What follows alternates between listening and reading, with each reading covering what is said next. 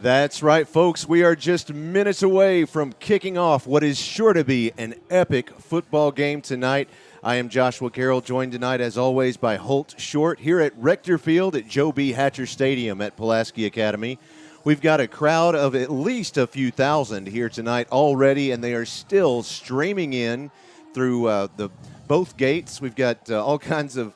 It looks like the Little Rock Christian Warriors have brought their impressive band. I'm sure they're going to give us a nice show at halftime. Can't wait to see what that looks like. Got about 14 minutes before we kick this one off. It is a beautiful evening here in Little Rock, and we're getting some tweets already from friends and folks from all around the internet sphere. It's 71 degrees, clear skies, a much different view than we had last week. Much different. Fall has arrived, thankfully. Finally. You're right. Finally. Yeah, it's we have hardly any wind. Every once in a while there's just a very slight breeze.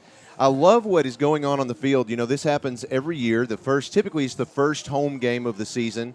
The students, especially the freshmen, get initiated into the student section of the high school. And so how they do that is they all wear white T-shirts and white pants or white shorts typically, and they all get covered in splatter paint. And, my son is out there for the first time this year. I love the fact that he loved it. He came upstairs when I was setting things up to tell me, and he showed me how covered in paint he was. He just loved it. Well, who gets to do the painting? I mean, is it? I think they paint each other. Oh, they throw the paint at each other and kind of cover each other in it, and it's a great tradition. They have a lot of fun with it. And so as you can see, the student section now, once they go through that little initiation, then they are welcomed into the student section officially. Well, with all the rain we had last week, that would not have worked very well. No, it would have come wouldn't. off rather quickly. Well, they, of course, like I said, it was our first home game last week, and so they had expected to do that then. But, of course, it got moved to this week, and like you said, they couldn't have had any better weather for it. Looking forward to this game. This is going to be a lot of fun. We've got at least one injury this week. Yes. Well, and this injury apparently happened last week. We did not know about it.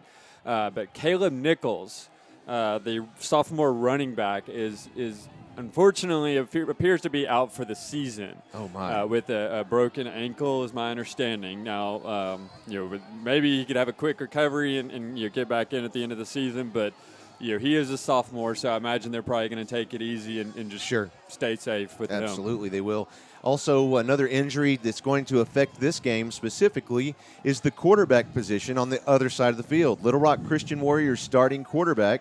He is injured, at least for this game. I didn't get any information about that. Did you? I just heard it was a hamstring. Okay. He was out there on the field during warm-ups. He was not in not dressed he was out. in civvies, if you will. Sure. And he, he was walking around, didn't seem to be hobbling or anything, but it might just be a case of again, playing it safe, not risking more injury. You hate to see that. You want them at full strength when you play them. Yeah, absolutely. You don't want, this is the backup quarterback. This. You want it, especially in a rivalry game like this. Right. This is a rivalry that's gone back a few years, and it is such a rivalry because many of these students from both of these schools know each other. They hang out together. They're both private schools. They're not far away from each other. So a lot of these kids are neighbors. You've got Little Rock Christian is just a couple of miles away on Cantrell here, and so then Pulaski Academy being right here. Like I said, a lot of these students are neighbors. They go to camp together. They go to church together. They're in Boy Scouts or Girl Scouts. They know each other, and I would not be surprised to see some folks dotted with white shirts and paint on the opposite side of the field hanging out with some of their friends, even though they are from the Warriors. Traitors. No. That's we want to see that. It's all in good fun. The camaraderie. Absolutely. They're literally 1, 2, 3 turns down the road. Sure, yeah. Well, folks, let's go ahead. We're going to take a quick break. We'll be right back. We're going to kick this thing off in just under 10 minutes. You're listening to Pulaski Academy Bruin Football on 101.1 FM, The Answer.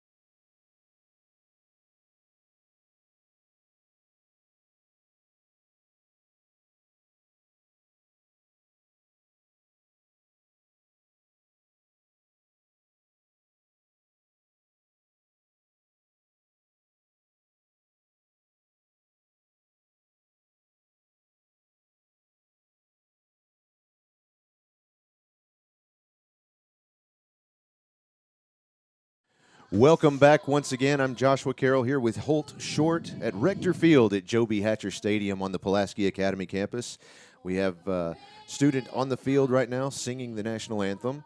And, looking at this game, who do you expect to be some of the big hitters? Who do you expect to be the playmakers in this game, Holt? Well, I expect this game to be a high-scoring game. Both teams move the ball really well on offense. I expect and I hope to see Braden Bratcher stand out. He did not have a great game against Parkway 2 weeks ago, and he had a great bounce-back game last week. I mean, he was on point, great accuracy, and it's what you want to see in a game like that. When you took a bad loss, when you didn't play that great, and to come right back and just hit the ground running, which he did, despite all the distractions, despite the early start. Sure. And that really shook up a lot of folks. Of course, we were shaken up by that, but the players had to have been as well. Yeah. They time all of that afternoon leading up to every game so in such a way that they have dinner at a very specific time. They have warm-ups at a specific time. So that had to shake them up just a little bit. Yeah, it definitely threw him off. And then on the defense, now before we found out about Justice Hill's injury, and I don't know much about their backup quarterback, but I do know that the Bruins are going to need to get into the backfield quickly when they're on defense. Mr. Futa Shinkawa. Yeah, Futa Shinkawa. He is leading the team with 4.5 sacks this year. And that I keep saying it. I told him at practice this week. I was standing back there and I was talking to Coach Peterson. And he walked past and said, "Hey, Mr. Carroll," and I said, "Hey, it's Futa Gump," and all the kids around him, all the other players, kind of laughed. And he said, "What is that about?" And I said, I can't even claim ownership of that nickname. It was Jacob Chris, another one of the baseball players here at PA. Oh. His dad actually is the one who came up with that. We were watching this baseball game, and he runs so fast. He does, and so he just gave him that nickname of Futa Gump. And he just laughed and said, "I'm going to have to tell my mom about that. That's funny." But it's true. He is out of the gate. He is quick, and you've got to watch for him, and he's going to come up with more sacks tonight. I guarantee it. Oh, let's hope you're right. Now on offense for the Warriors, I don't know. I'm sorry to see Mr. Hill go down with his injury. Don't know enough about the backup quarterback, but I anticipate that with their efficient offense that they probably won't miss many beats. One of the things that is interesting about Little Rock Christian's offense is it resembles almost Pulaski Academy's offense in a lot of ways. They run a spread offense. They love to pass the ball almost as much as Pulaski Academy does.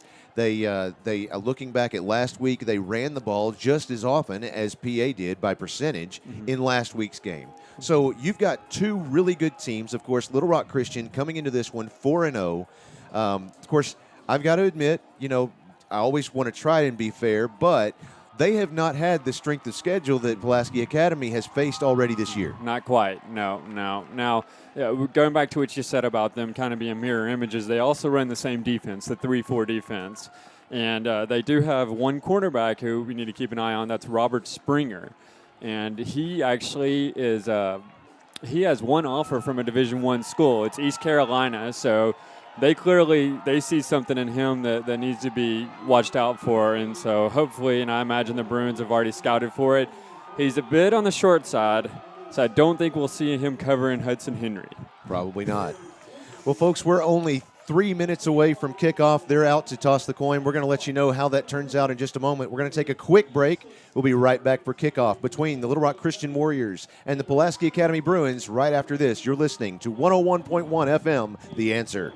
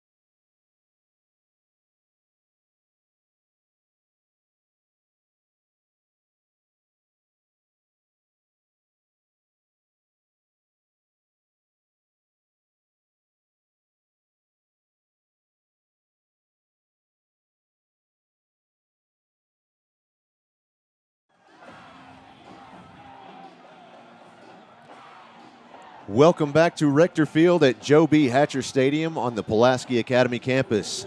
They have tossed the coin. Pulaski Academy has won the toss and has elected to receive. No real shock there. We are getting ready to start this one right now. You have number 41 for the Warriors. That is Isaiah Hankins, sophomore. He is out to kick this thing off for the game, and he's got the kick in the air. He's kicked it deep. It's going to come down around the 7-yard line. Oh, and it's dropped immediately. It gets caught by number 38 of the Bruins. 24. 26. There we go. Yeah, Jalen Witcher.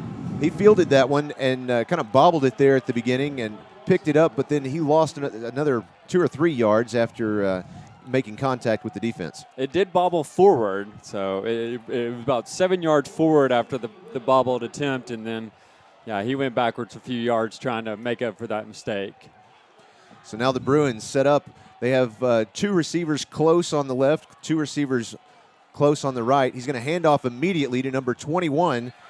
That's Jaden Kelly. He makes it up to the 15-yard line. He's stopped by Corey Platt. They're going to hurry up. They've got 4. Looks like they're going to go with 3 receivers on the right side, 2 on the left, and waiting for the snap. There's the snap, and there's a flag before the snap. So that's going to be a flag against the Bruins already in this game. So 11:24 on the clock. Let's see what this flag was for. He probably saw some motion in there. Offsides. On the defense. Encroachment. There, number 54 for the Bruins was on his back before the ball was even snapped, it seemed like. So I think whoever it was jumped on top of him, got a little anxious. You don't want to get on Chase McCarver's back. I'll tell you. Here comes the snap from the 20-yard line. There's the snap to Braden Bratcher. And he took a shot back there, unfortunately, and he overthrew. It looked like the whole offensive line just kind of collapsed around him. Well, I think they were trying to throw a running back screen out to the right side, but he overthrew his intended receiver. Had Kelly been able to get that ball, then he had some running room. Folks, share your thoughts on the game with us on Twitter using hashtag #PABruins. Braden Bratcher is in the shotgun. He's looking to his right. He's going to run to the right side of the field. He's going to hold on to it, and he's going to run out of bounds at about the 23-yard line, and there was definitely contact made after he ran out of bounds. There's a lot of PA fans that are not happy about the no call on that play. Well, he kind of followed him out into the crowd, and I say crowd, I mean it's a mass of humanity over there. It is a dense crowd. There's not a seat to be found on the visitor side of the field. There's not anywhere to be standing along the sidelines on the far side or in the end zone. It's a crowded place tonight. But they did pick up the first down, and that's what we wanted Bratcher to do right there. He picked up the yardage you needed. So here comes Bratcher again in the shotgun. He has number 34 to his right. That's Blake Titus. He's looking to the right side. He's looking to the sidelines. Here comes the snap. There's the snap. He's going to run to his left. He's looking to pass. Nope, he can't find his receiver. He held on to the ball, and he's stopped by number 4, Corey Platt. And that was about a 5-yard gain, about a 4.5-yard gain on the play. So it'll be second down and about 6 yards to go. For an unplanned scramble, that was not a bad pickup. That's one of the things I saw in practice a couple of weeks ago were those scrambles over and over and over again. So that's something he's quite used to. There's the snap again. Immediately hands off to Jaden Kelly, and he makes about a 2-yard gain on that play. It looks like the Warriors are quite ready for the running game from Pulaski Academy. They clearly are, and they just swallowed him up before he could get very far. The Bruins with third down, 3 yards to go. Bratcher looking to the sidelines. He has 3 on his right. 1 receiver to his left. There's the snap. Bratcher looking downfield. He's looking downfield. He has J.D. White down there and looking for the flag, but he's not going to get one. He was on his back before the ball hit the ground. How you don't call pass interference? I mean, he literally, the defender was not looking at the ball, put his arm through the receiver down to the ground. I don't see, when he didn't trip on his own feet, That's the only thing that the official could say happened was he tripped himself, but there he clearly was did too much not. contact not to throw that. Here comes fourth down. There's the snap to Bratcher. He's again looking downfield. He gets caught up by the feet. He's going to get the ball off to J.D. White. J.D. White still on his feet at about the 48-yard line. That will move the chains. First down, Bruins. And this crowd is on their feet after that. That was an impressive play by Mr. White there. He had a little spin move right at the sidelines and made about 7-8 yard gain after the catch. I was impressed with the way that he stayed on his feet to begin with. He lost his balance, came back around, and gained another 7 yards after he lost his balance. So first down, 10 yards to go. Here's Bratcher. There's the snap, looking straight downfield. He's looking to his right side now.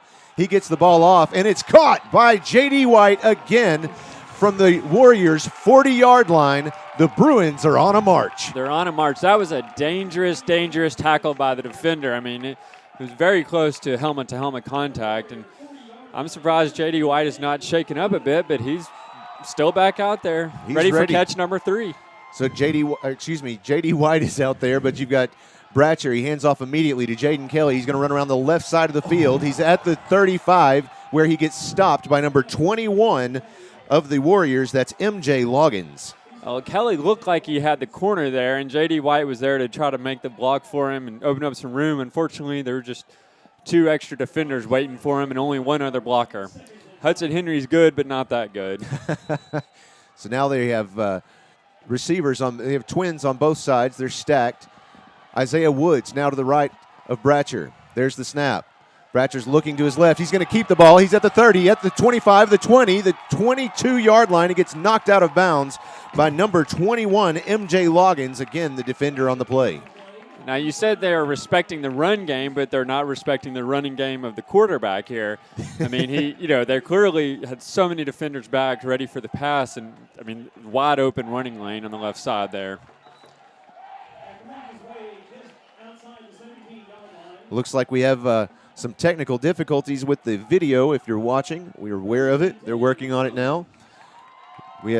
Just stick with us. We'll try and describe the play for you as we do on the radio, 101.1 FM. Thanks for listening, if you're listening on there as well. So now, first down from the Warriors' 17-yard line. There's the snap to Bratcher. He's running around the right side of the field. He's being chased down. He's going to keep running. He's going to throw it away. Did that receiver catch it in bounds? I'm not sure to see. They're going to say no, he caught it out of bounds. He did catch it, but apparently he did not have the required foot in. Right. No, that was Hudson Henry down there. And it wouldn't have been enough for a first down, but it would have gotten them about 9 yards closer. So now we have second down, 10 yards to go from the Warriors' 17-yard line. The Bruins have possession of the ball, 8:41 on the clock, no score in this game. Bratcher out there with number 1. That's Mason Cobb to his left. He's going to give it to – there's a flag on there. Who did he give that ball to? I didn't see it. That's number 4. That's Merritt Jones the right side. He was right on the sidelines. There is a flag down about the 10-yard line. This could go either way. It's going to be holding against the Bruins. There was a blocker down there for him, and apparently he got a little too handsy. That'll happen. That's not what you want to see. Now they're looking at second down, and it's about 15, maybe. No? Yeah, 12. They'll move it back a little more. Yeah, that's about second down and 13. So for this next play, Bratcher has 4 receivers wide left. He has 1 wide right. Here comes the snap. There's the snap. He's looking straight downfield. He's going to throw the ball directly into coverage. It's complete to J.D. White at about the 1-yard line. First down, Bruins. He is having an incredible series right here. I mean, 3 catches, 3 crucial clutch catches there by J.D. White. And one of the things that I'm impressed with is the fact that not only is he catching those consecutively, but this is a different J.D. White than we saw in Louisiana 2 weeks ago. Yes. There's the snap. Handoff immediately to Mason Cobb. He's going to push his way through the defense. Touchdown, Bruins! Yes, sir. Nice to see him finish off that drive after a slow start and a few hiccups there with the flags and the bobbled return attempt. The Little Rock Christian Warriors came out here and said, we're not going to give you this game. Nope. They're not going to give you this game. You're going to have to play smash mouth football to win this one. So now the Bruins are up 6-0 with 8:24. Looks like they're going for 2 points. Bratcher in the shotgun. He's got Jaden Kelly behind him. He's looking to pass. Pass is complete. That pass is complete to number 84, Mr. Henry himself. What a play. That was about the first catch we've seen tonight where they did not just crush the receiver. I mean, every single time they've had, as you said, smash mouth football, they've had a big hit. And the fact that he caught it in the end zone, caught it cleanly, they didn't want to get a late hit penalty or flag, especially with the onside kick inevitably coming up. You know it's coming. So now the Bruins leading this thing 8-0. Let's take a quick break. We'll be right back. You're listening to 101.1 FM, The Answer.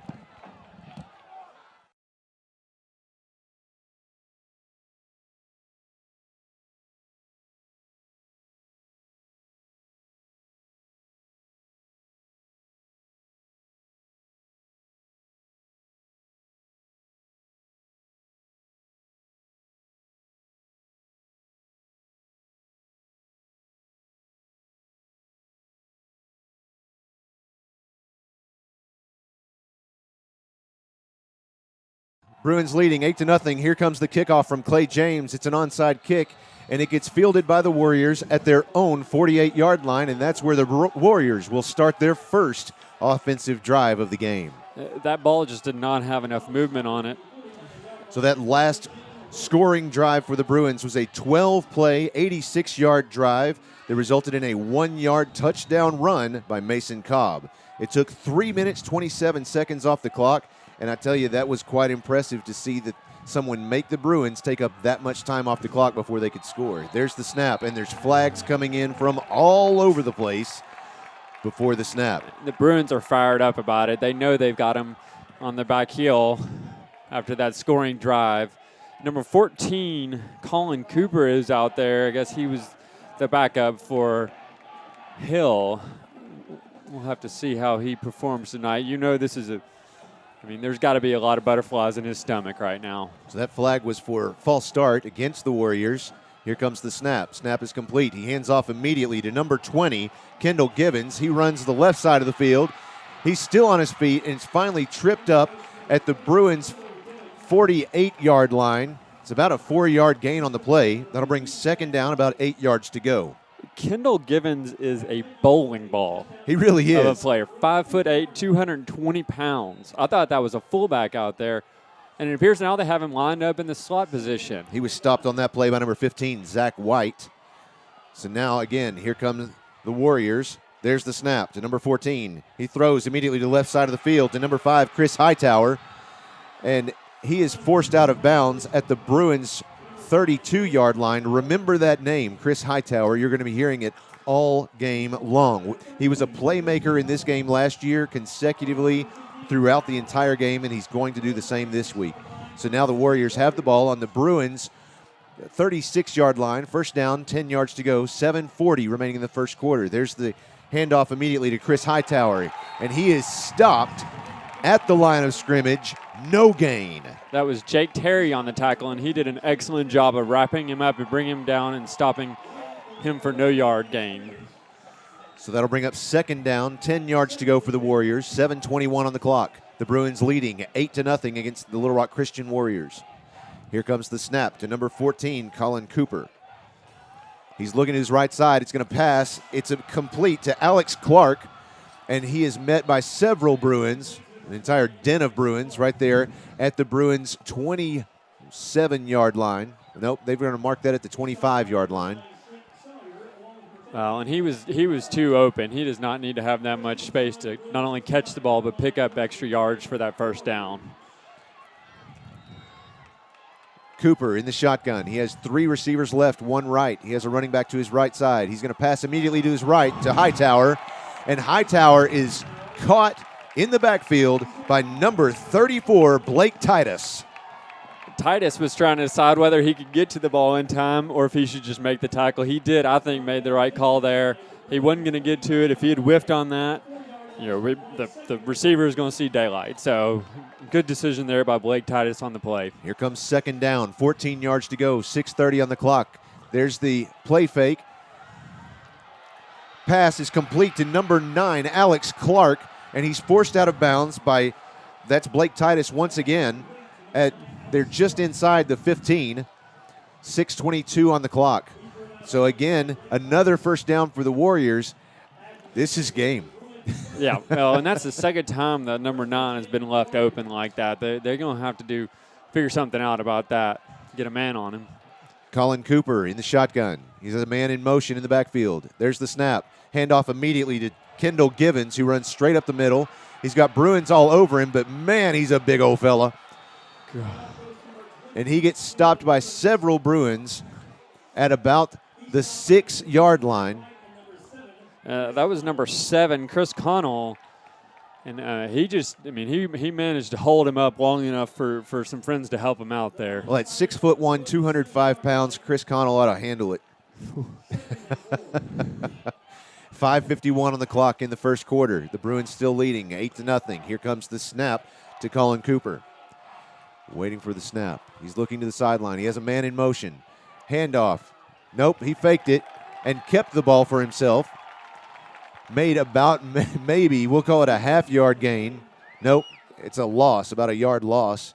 That'll be third down, about 7 yards to go for the Warriors. That was Futa Shinkawa that was not fooled on that play. He had some help. I didn't catch who it was there, but it was another Bruin there, so it was another team effort bringing them down. Futa Gump on the move again. Now we have number 20 in the quarterback position. That's Kendall Givens. He keeps on the play and forces it through the defense. He's stopped by Grant Pino. That was a good open field tackle by Grant because the running back could have gotten in the end zone if he did not make that. So now it's fourth down, 3 yards to go. Is that 3 yards to go? 2 yards? It looks like 2 yards from here, but maybe 2.5. So it looks like they're going to bring out their kicking team and try to kick one through. They're switching it out. It's hard to see exactly what they're planning. So that's Corey Platt, who's in the Wildcat.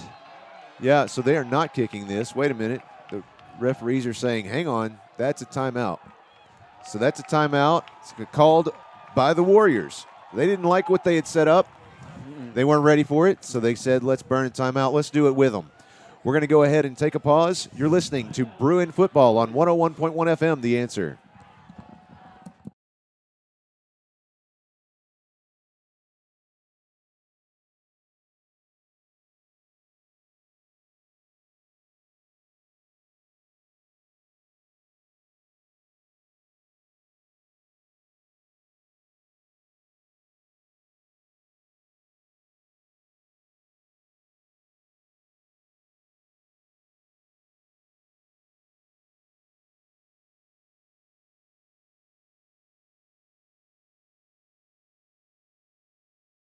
At Rector Field at Pulaski Academy.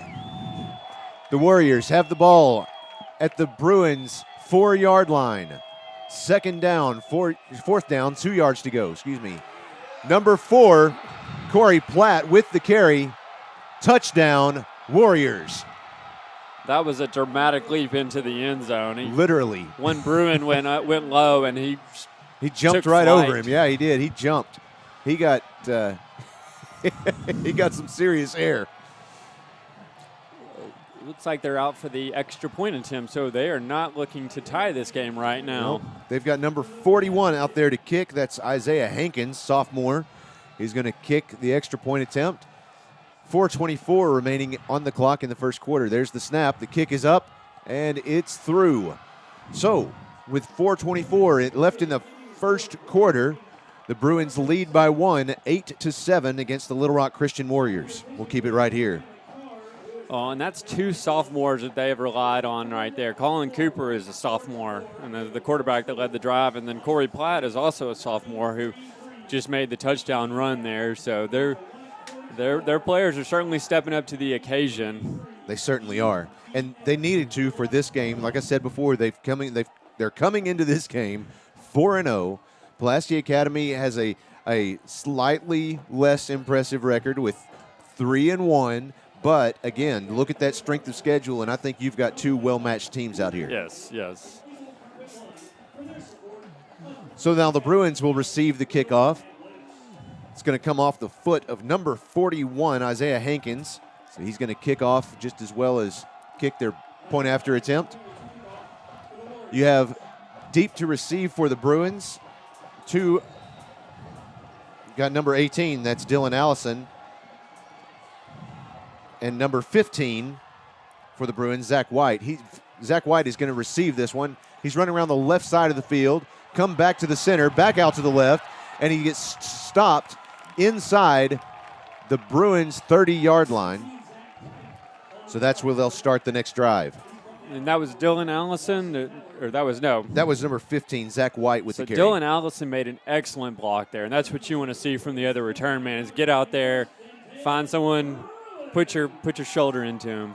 And Dylan Allison is one who will more often than not, at least in the past few games, has been the one to receive those. And he is averaging 17 yards per carry on those receptions. So it's good to see that we have somebody else in that position who can make that same amount of yardage. Yes. Here comes Bratcher in the shotgun. He has three receivers wide right. Here he's going to pass to his left side to Jaden Kelly. Kelly has some help from Chase McCarver, pushing his way up to the Bruins' 49-yard line. That'll move the chains. First down, Bruins. That was an excellent decision by Bratcher. He hesitated because Kelly wasn't quite where he needed to be. Had another second to get him there, and then he found 10, 15 extra yards after the catch. Now Bratcher has three receivers wide right. One to his left is J.D. White. He has Jaden Kelly moving up to the line. Here comes the snap. There it is. He's looking to his left side. He's going to scramble, and he gets stopped in the backfield by number 56. That's Jack Mabry, and that's going to lose about 4 yards for the Bruins. That'll bring up second down and 14 to go. That is not the first time they've sent an extra man down there. We started off saying they're running a 3-4, but really it's been more of a 4-3 tonight. They've had that middle linebacker stepping up and practically playing at the lineman position. Here comes Bratcher. He has two receivers to his left, two running backs. He's looking to his left side. He's going to pass. It was intended for Isaiah Woods, but he could not get it off in time. That ball was spiked right into the ground at Woods' feet, and so that'll bring up third down for the Bruins. Once again, they showed a 3-4 front, but number 4, the same player who scored the touchdown for the Warriors, came up the middle, Corey Platt, and pressured Bratcher into throwing that one away. So now Woods comes out, and Mason Cobb coming back in as a receiver. You've got on the opposite side of the field, on the right side, you have four receivers wide right. Here comes the snap. There it is. He's looking straight downfield, looking to the right side. Oh, and he gets dropped quickly by number 43. That's Grant McElmurray.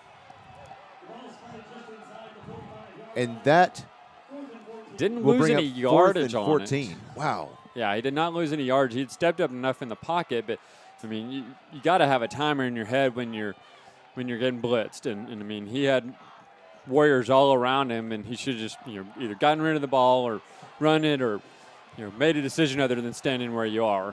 All right, let's see if we can get a fourth down conversion here. It's 4th and 14 from the Bruins' own 45-yard line. Here comes the snap to Bratcher. He's looking straight downfield. He's going to scramble to his right. He's going to run. He's looking to pass. There's the pass. It's deep out to J.D. White, and he's got it. He's got it. He brings the ball down at the 19-yard line. What a play. First down, Bruins. J.D. White is having a heck of a game. He went up and just practically took the ball away from the defender. He had the quarterback. Oh, there's a flag on the play. It's all the way back here at the 45-yard line. Was he past the line of scrimmage? That's what he's going to say. Let's see. That is unfortunate. They're marching backwards. Let's listen into the referee here.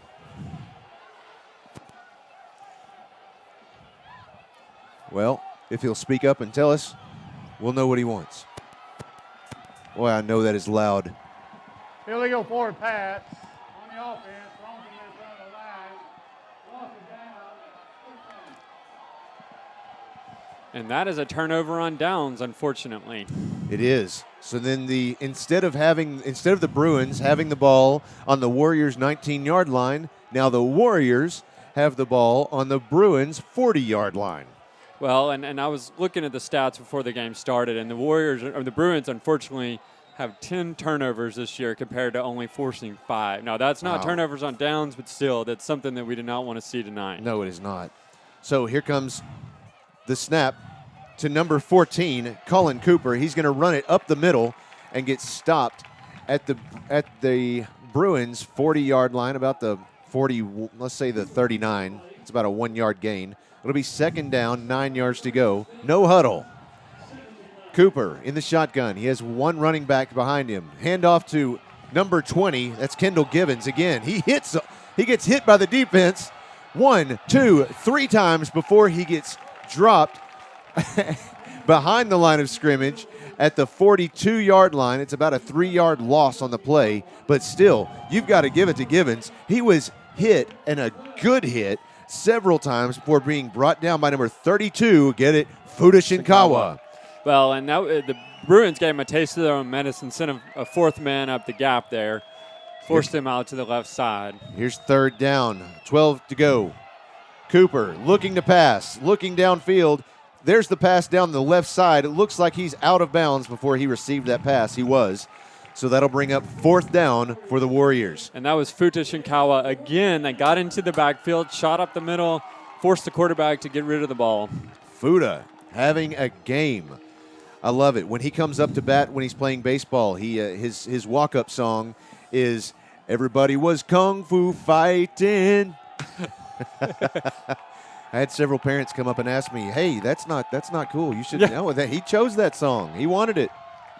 All right, here comes the snap to Cooper. Nope. It looked like it was coming to Cooper. No, that snap went to their kicker, Isaiah Hankins. And that took a Warrior bounce straight up in the air. Gave number 9 for the Warriors enough time to catch it at the 1-yard line. At the 1. That's a great kick and a great fielding. You got to give it to the Warriors on that play. But the big thing is the Bruins stopped them. They did. After that back and forth. Sure. I mean, the high of getting into the 19-yard line and then the low of realizing that the ball is in the other team's hands in your own territory. Right.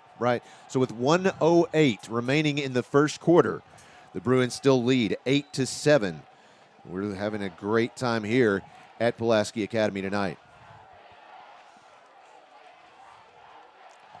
So now the Bruins have the ball. Bratcher standing in the end zone.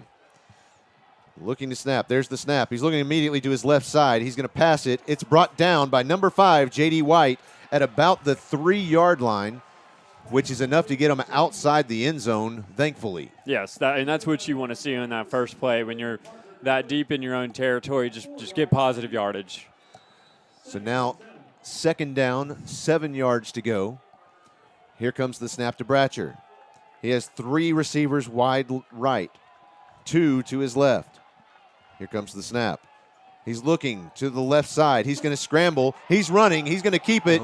Looks like he stepped out of bounds at about the 7-yard line. So that's about a 4-yard gain. That'll bring up second down, maybe about 3 or 4 to go. It's third down. Oh, third down, excuse me. Yep, that's third down. And he had some running room. Unfortunately, he just couldn't quite tiptoe the line there and went out of bounds a little earlier than we wanted to see. So now, under a minute, 55 seconds remaining. Was that a horn? Looks like the Warriors called timeout. Let's go ahead and take a break with them. You're listening to Bruin Football on 101.1 FM, The Answer.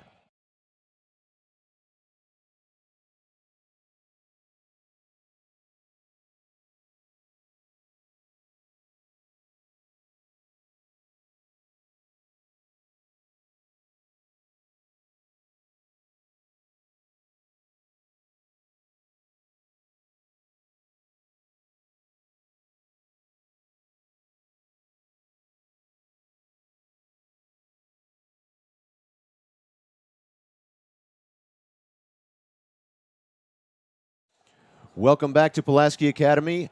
Our score, Pulaski Academy leading 8-7 against Little Rock Christian. 55 seconds remaining in the first quarter. Just a little update.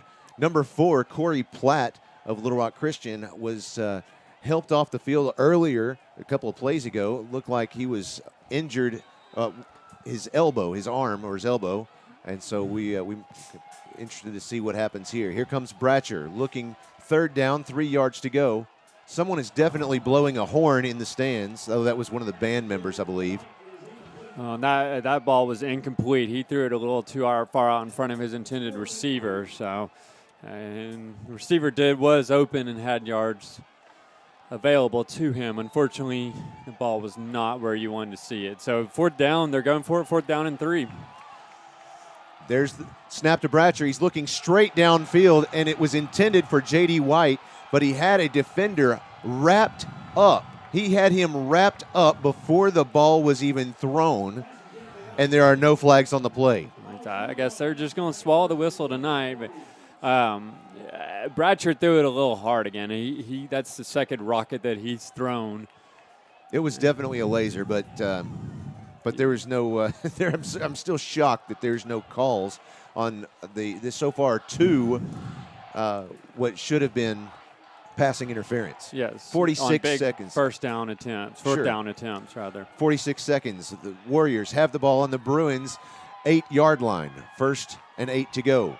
Cooper, little shovel pass out to number 20, Kendall Givens, and he gets stopped by a massive Bruins, specifically Bennett Perkins. And Jake Gerard was there, and he kind of forced Givens back into the den of Bruins, as you say. 22 seconds on the clock here in the first quarter.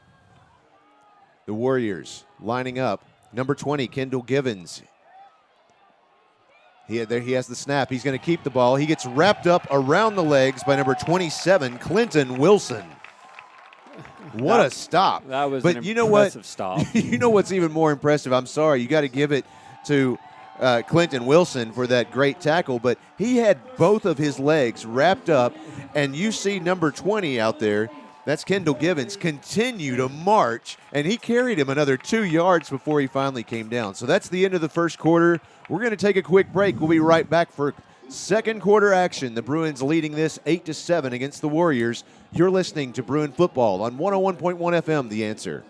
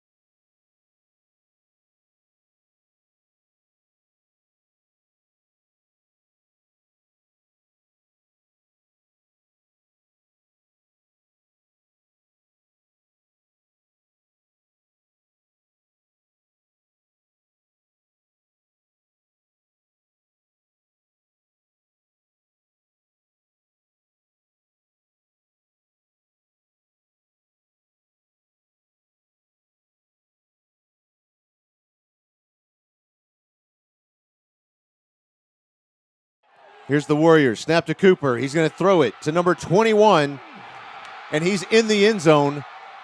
Touchdown, Warriors. That was received by number 21, MJ Loggins. And there were a few fake handoffs there, and number 14, Colin Cooper, just had a little too much time back there to find the open man, and there was no one near close enough to MJ Loggins to bring him down before he got in the end zone.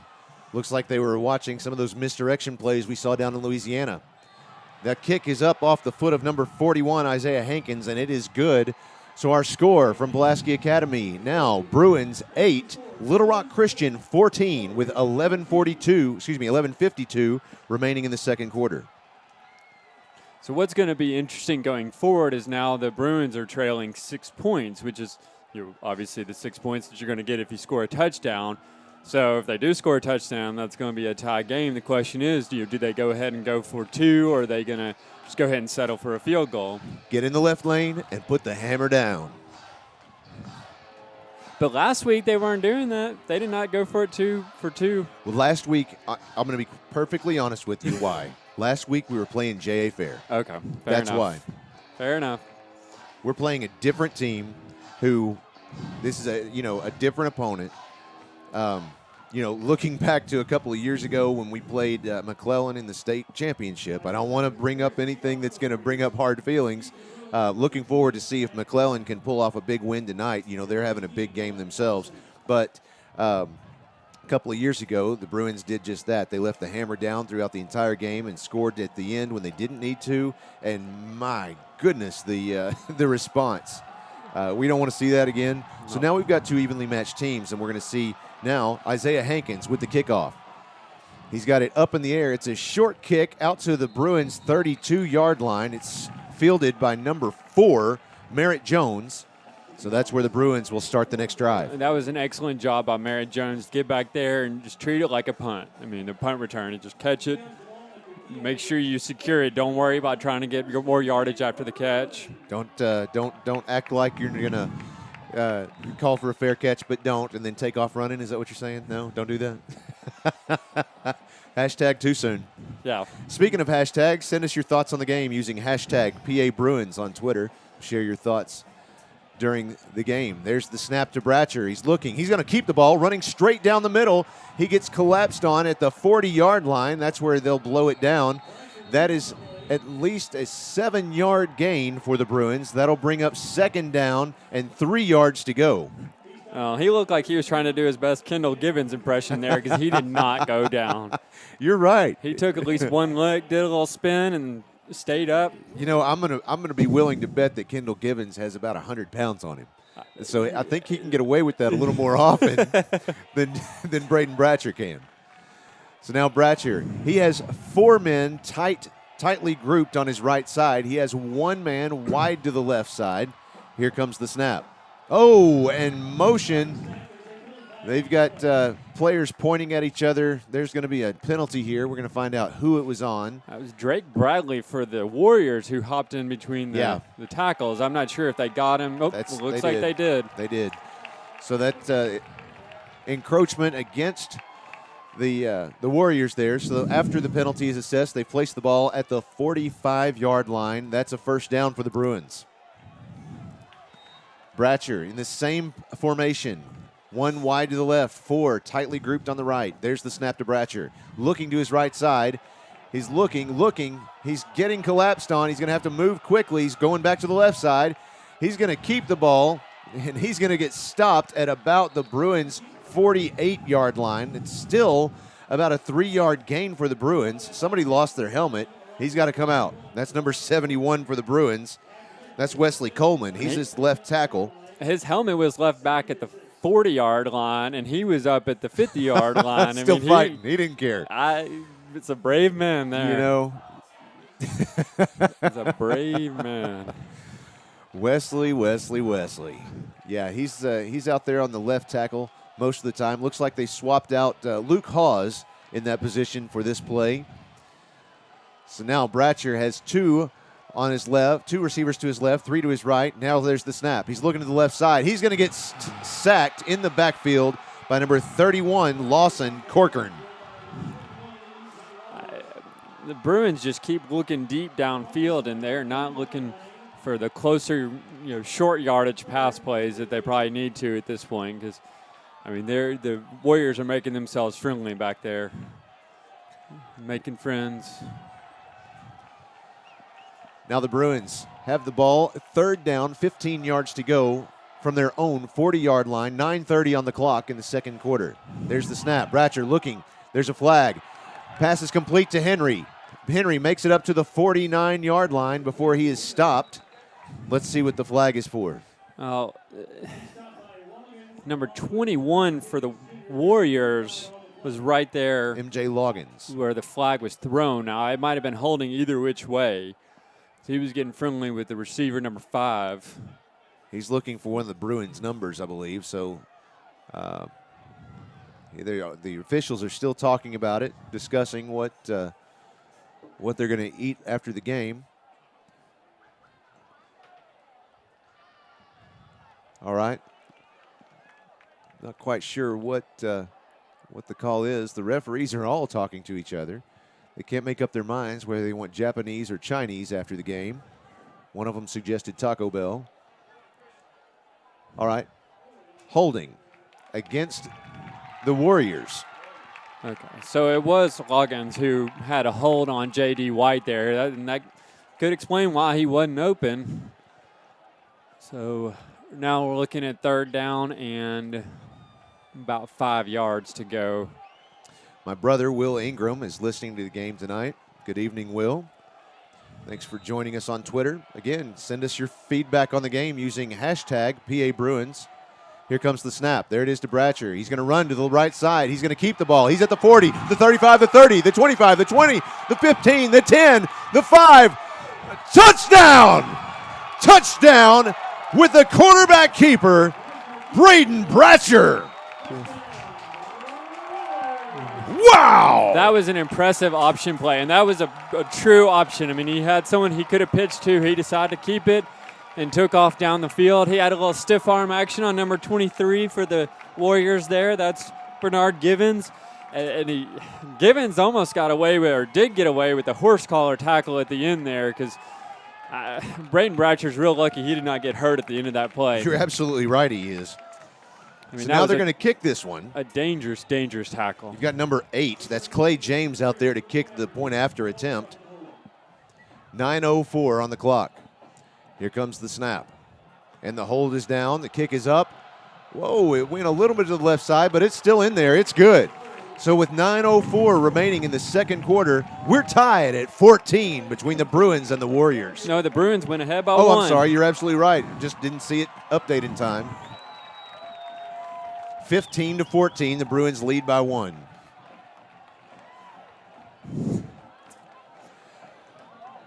.904, let's go ahead and take a quick break. We'll be right back. You're listening to 101.1 FM, The Answer.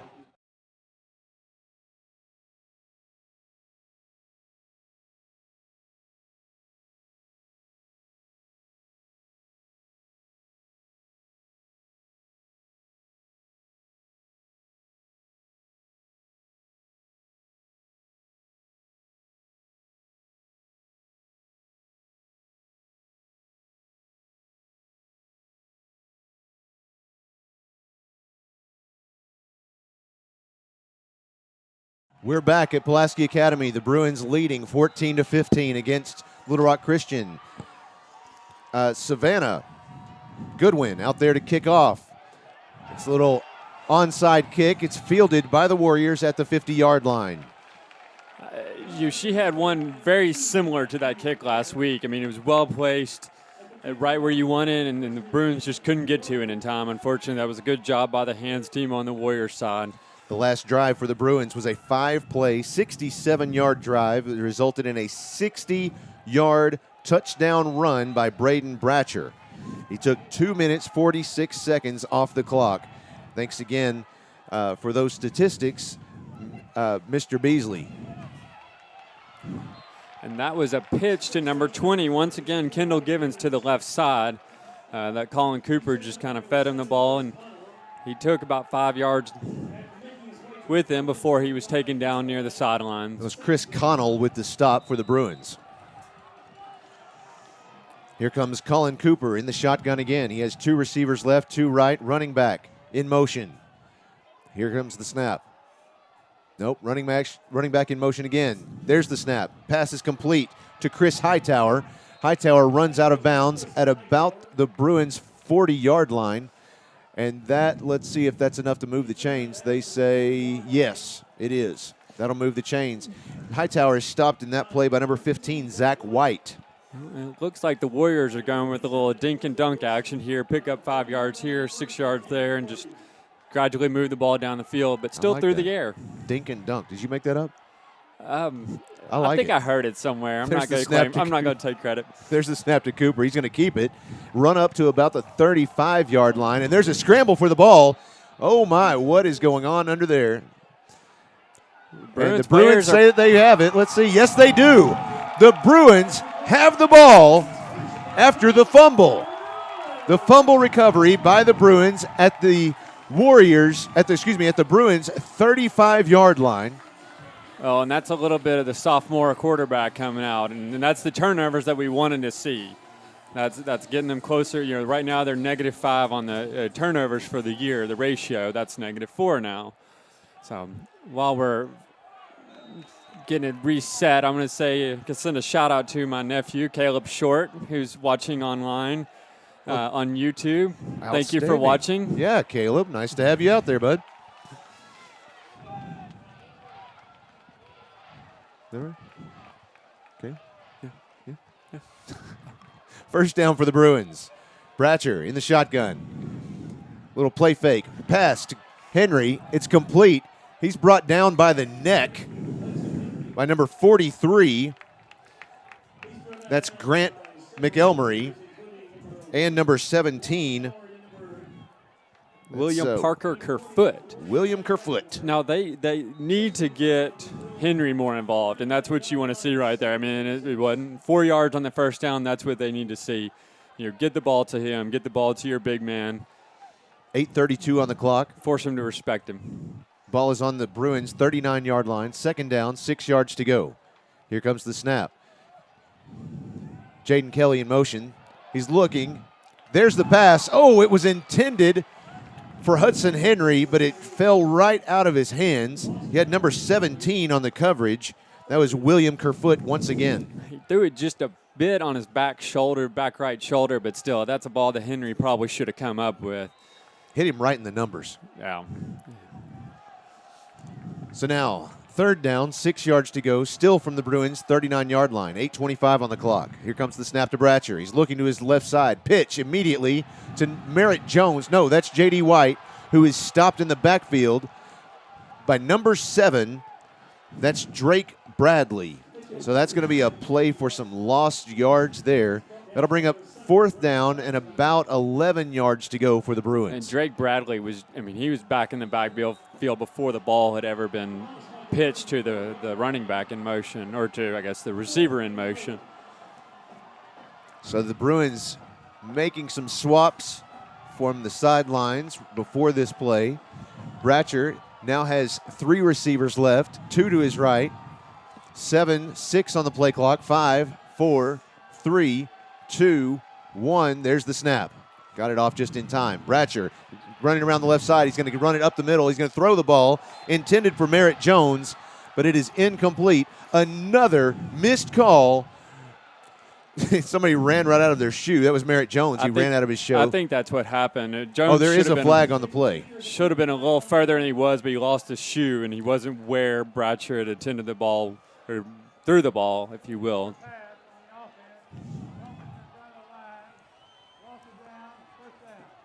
Casey Harbison watching the game from H-Town tonight. Good to have you joining us, Casey.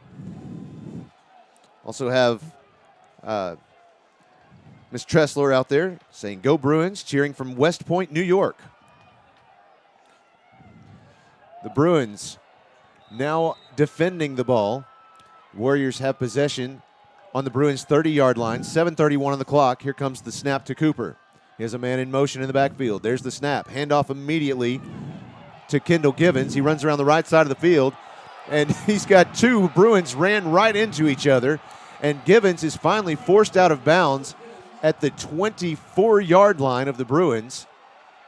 That'll bring up second down and about 3 or 4 yards to go. Well, and one of those Bruins had a bead on him, and then there's what you call a crackback block, where the Warrior defender or Warrior receiver came up from the side and just put him on his back. Second down, 4 yards to go, 7:21 on the clock, remaining in the second quarter. Ball is on the Bruins' 24-yard line. The Warriors have possession. Here come the snap to Cooper. He's going to play fake. He's going to pass the ball straight down the field into the end zone over the head of number 9, Alex Clark. It's incomplete. That'll bring up third down.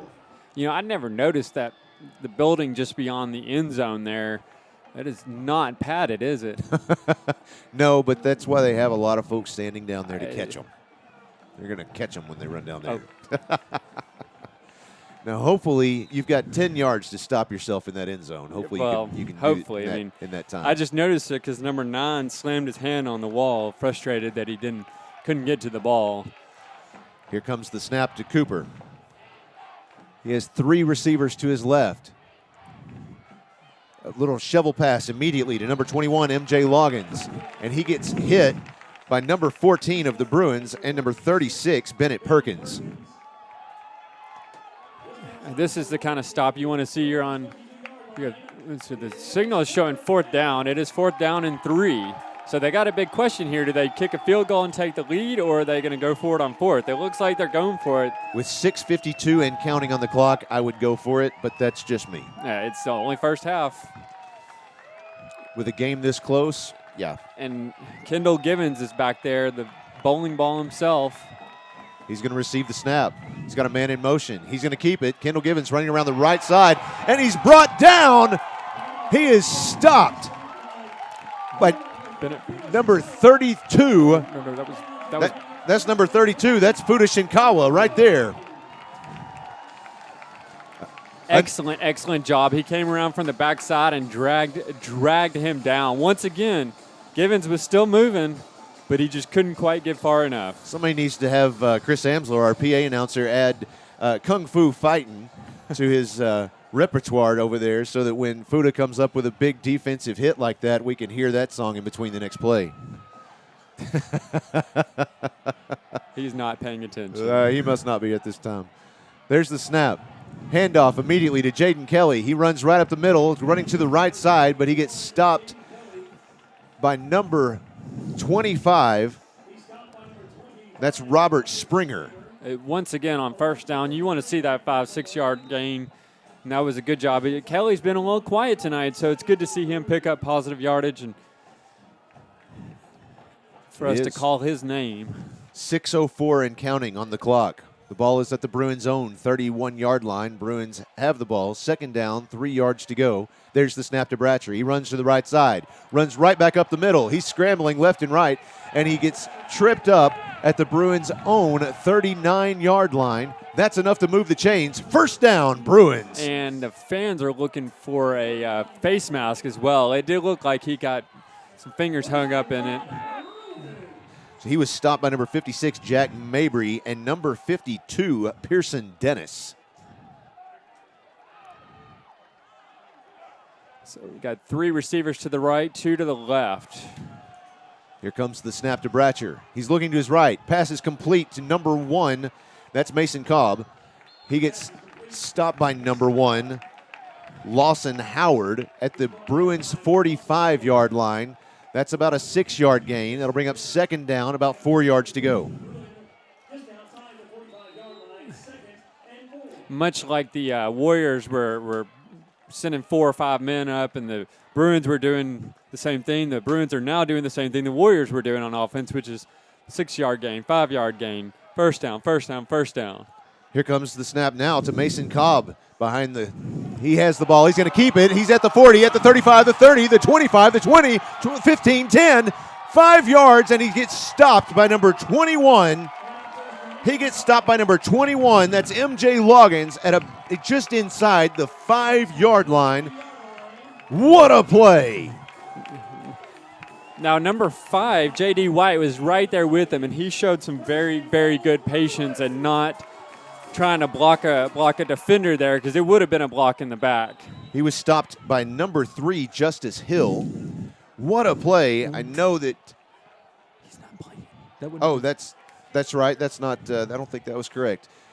Justice Hill is not in the game. He's the one that's injured this game. And pass is complete to J.D. White. Touchdown, Bruins. J.D. White, that's number 4 for him tonight, reception-wise. Should have been number 5. Right. That one got taken away. But you know what? We'll take it. We'll take it. Anthony Lucas on the sideline. Of course, he is our wide receiver coach. He is ecstatic. Now we got a big play here because they're going for it on 2. Right now they have a 7-point lead. So they're going to kick a field goal. Yeah, they've got number 8 out there. That's Clay James, worldwide famous kicker. 4:31 on the clock. Here comes the snap. Snap is it got fumbled. The snap was not fielded and kind of got away from the placeholder.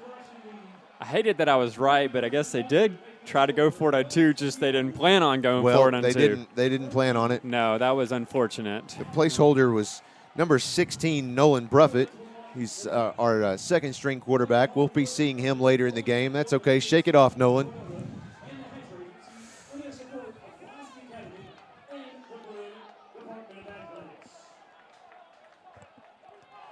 What a game we have tonight, folks. 4:31 remaining in the second quarter. The Bruins leading this one 21-14. This is a fun game. This is a fun game, and you know, other than those 2 big runs by the Bruins, I mean, this has been a surprisingly defensive game. It really has. I mean, keep in mind last year, you know, there was 140 points total scored. So that's 70 a half. At this point in the half, there's only 35 points total scored. You know, the Bruins last year averaged 52 points per game. That was last year. And this year, they're averaging 41 points per game. 1 points per game. So, you know, that's just looking at that. Again, this is our, 5th game of the season. Mm-hmm. So you can expect that to go up. That last drive for the Bruins was a 5-play, 76-yard drive that resulted in a touchdown pass by Braden Bratcher to J.D. White. It took 2 minutes even on the clock.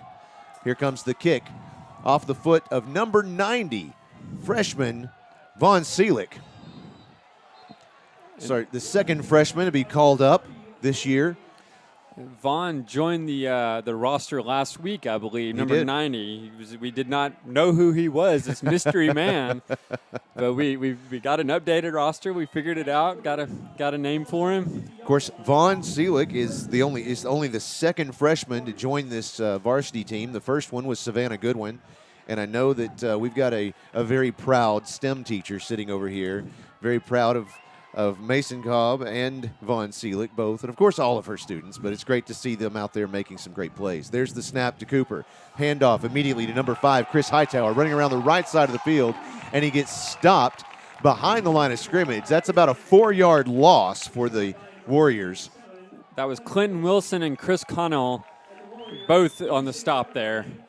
Did a good job of wrapping him up.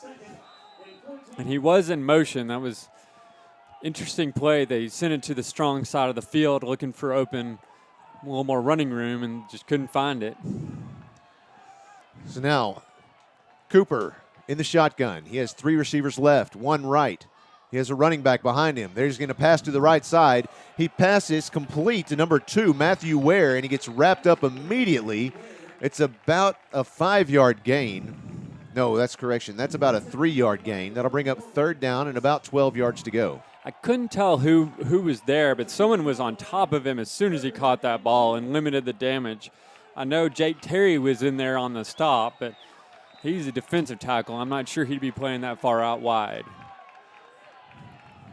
This time, Cooper has 2 receivers right, 2 left. There's the snap. Cooper looking to his left. He's going to pass it deep. That's a deep pass. Almost picked off. It was intended for number 5, Chris Hightower.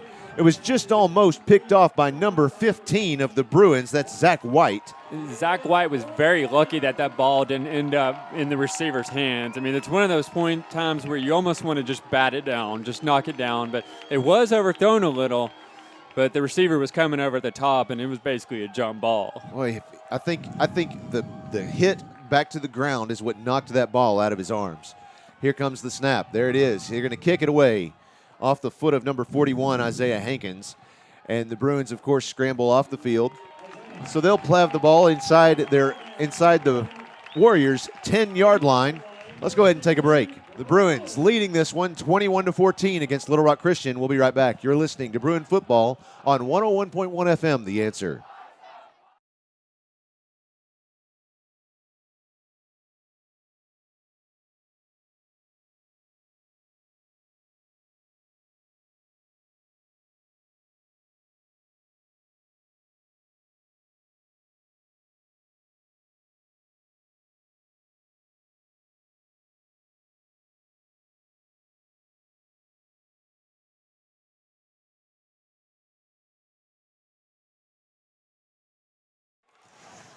We're back. The Bruins have possession of the ball at their own 8-yard line. First down, 10 yards to go. We're under 3 minutes remaining in the first half.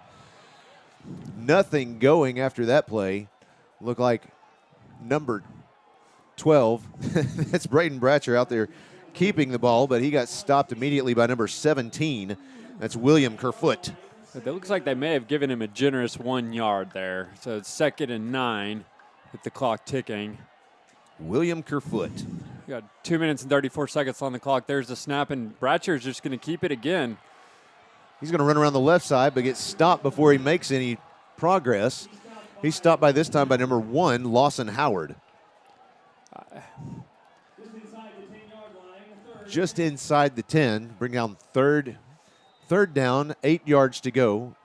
2 minutes, 12 seconds and counting on the clock. The ball is on the Bruins' own 9-yard line. Counting down, 16-15 on the play clock. There's switching sides by the Bruins receivers there, 3 to the left, 2 to the right. So now Bratcher in the shotgun. There's the snap. Looking downfield. There's going to pass. Complete to J.D. White. And J.D. White makes it up to the Bruins' 18-yard line. That will, let's see, I don't think that's going to move the chains. Let's see.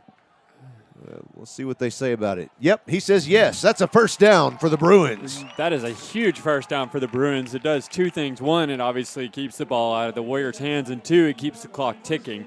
And what is turning out to be a surprising defensive struggle, with only 1 minute and 40 seconds, you do not want the Warriors to get the ball back in their hands for the half. Here comes Bratcher. There's the snap. He's looking. He's tucking it under. He's going to keep that ball. He's got blockers left and right.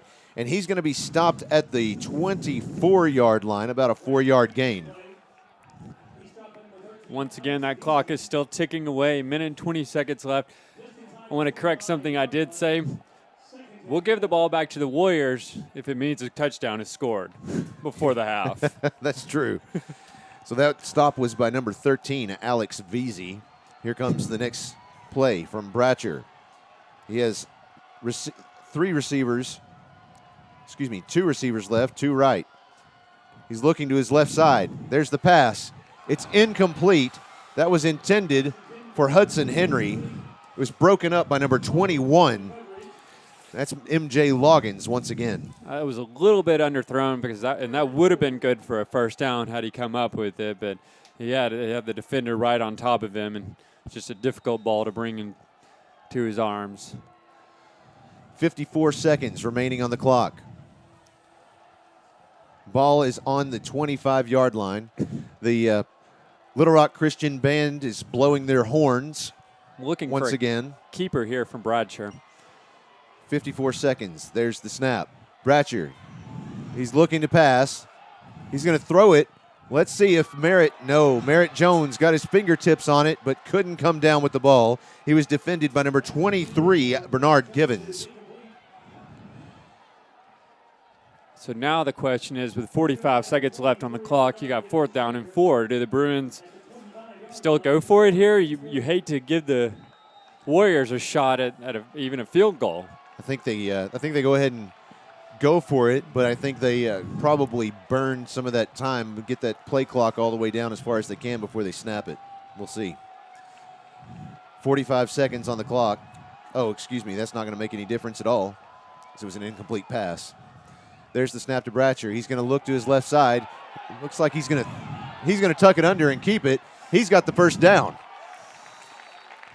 So he's stopped by number 19, I believe that is. Yeah, not number 33. Excuse me, number 33. Big difference there. Well, Bratcher is going to be sore tomorrow. I mean, he has taken some licks. He has taken some hits, but, I think that he came out knowing that he was going to tonight. Well, and I mean, I think the coaches have given him a blessing. If you see running space, take it. Because they're playing some stingy defense here, and you got to take the yards where you can get them. Let's take a timeout with them. You're listening to Bruin Football on 101.1 FM, The Answer.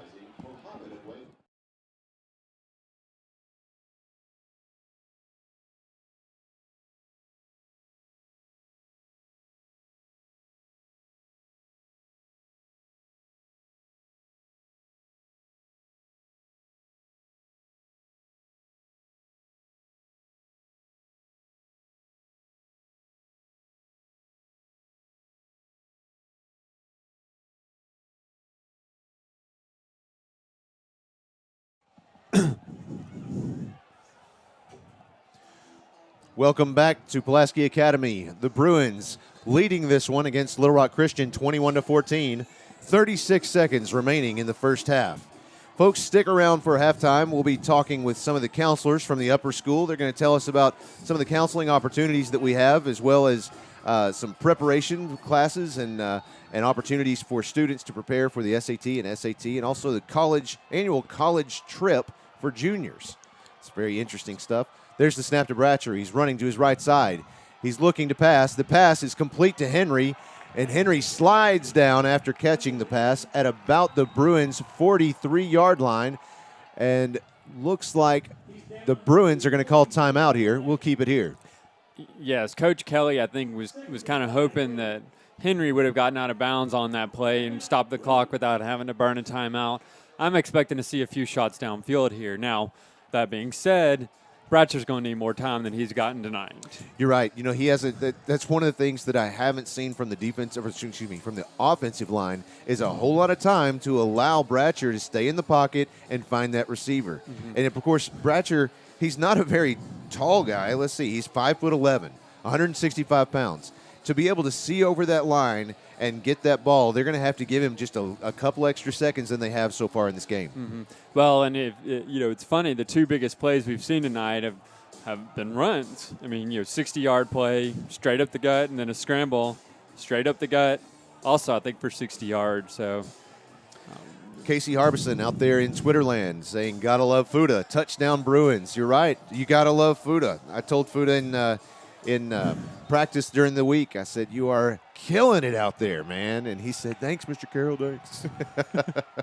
He's a good guy. There's the snap to Bratcher. He's looking to his left. He's going to run. He's got defenders all over him, pulling it on his jersey, and they've got him sacked in the backfield. That's going to be about a 3-yard loss for the Bruins. Excuse me, that's more than 3. I missed where I was looking at. Mm-hmm. That's about a 7-yard loss. There are no timeouts being called. It looks like we might be going into the halftime with one last play. 5 seconds left on the clock and counting. There's the snap. Bratcher looking to his left. Pass is complete to J.D. White, and he's going to be stopped right at the 50-yard line by half of the defensive line. Get off of him. Oh, my gosh. He's just laying there. Why is he laying there on top of him? I think he's caught. There were a lot of folks that were trying to run over to his aid there. Not really sure.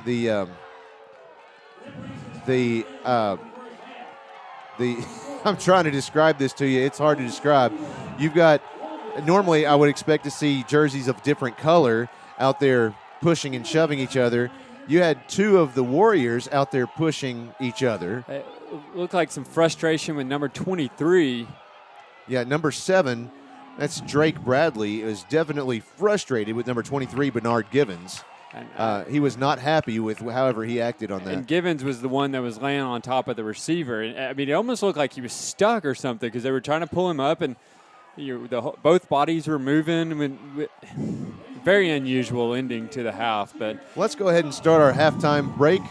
We're going to be right back. We've got a nice interview lined up for you. Stick around. You're listening to Bruin Football on 101.1 FM, The Answer.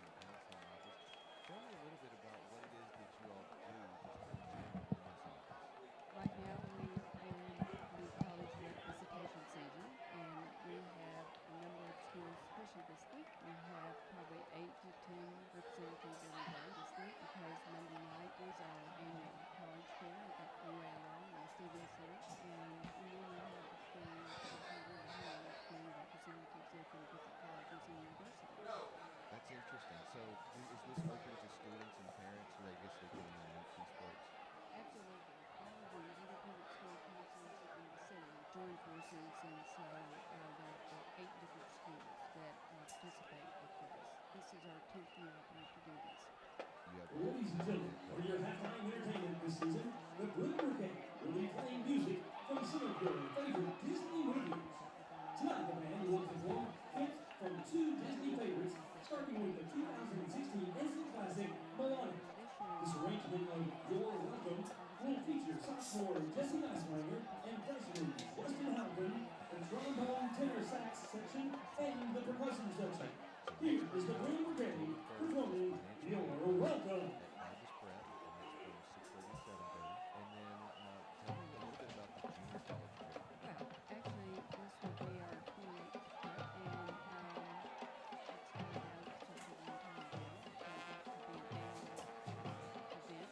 trip.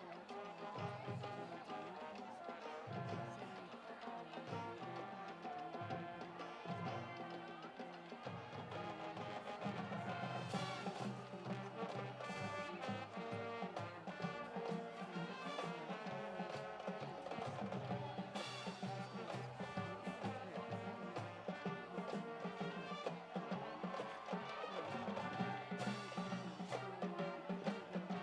to the Mount Charles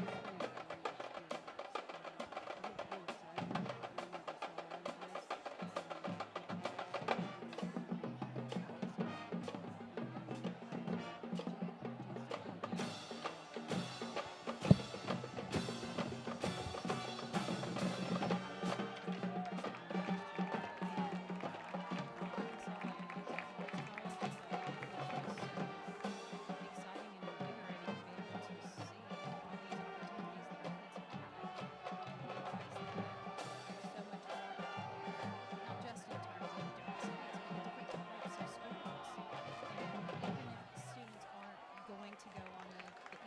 The band will close tonight's performance with an old-school Disney classic from 1967, The Jungle Book.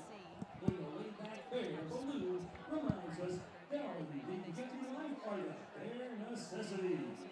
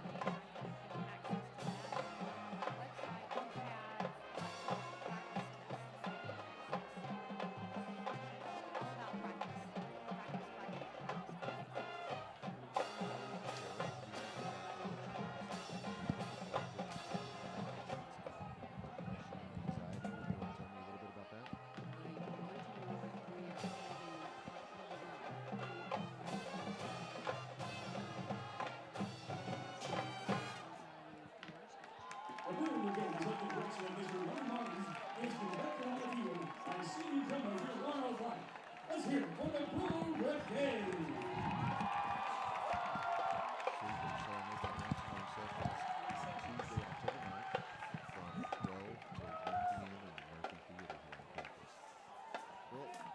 Thank you so much for joining me. Let's go ahead and take a quick break. We'll be right back to recap the first half and go over some stats with Beasley here. So give us just a few moments. We'll be right back. You're listening to 101.1 FM, The Answer.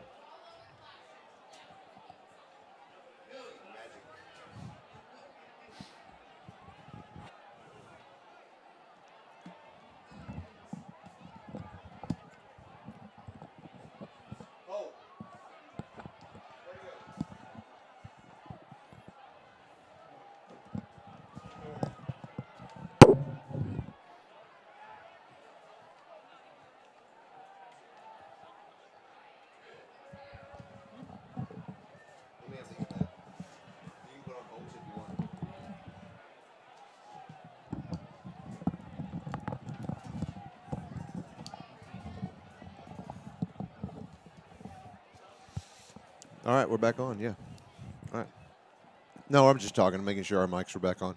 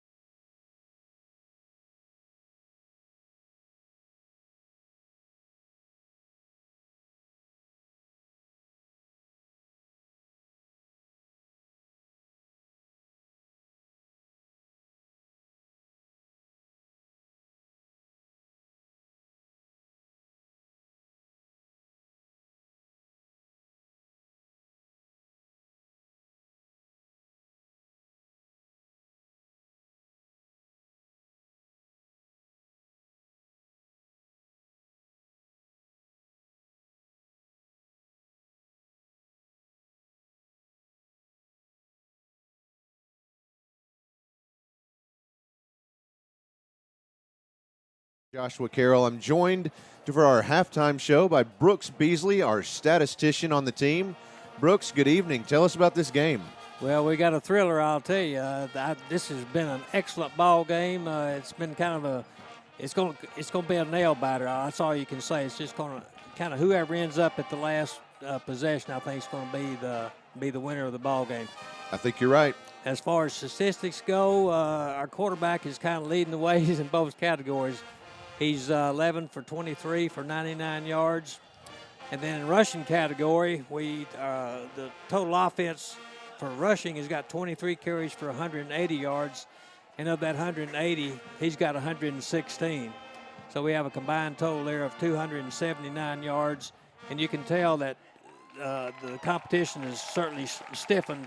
And we're playing a lot better competitor this week than we have in the past, because sometimes in the first quarter we've got that many yardage.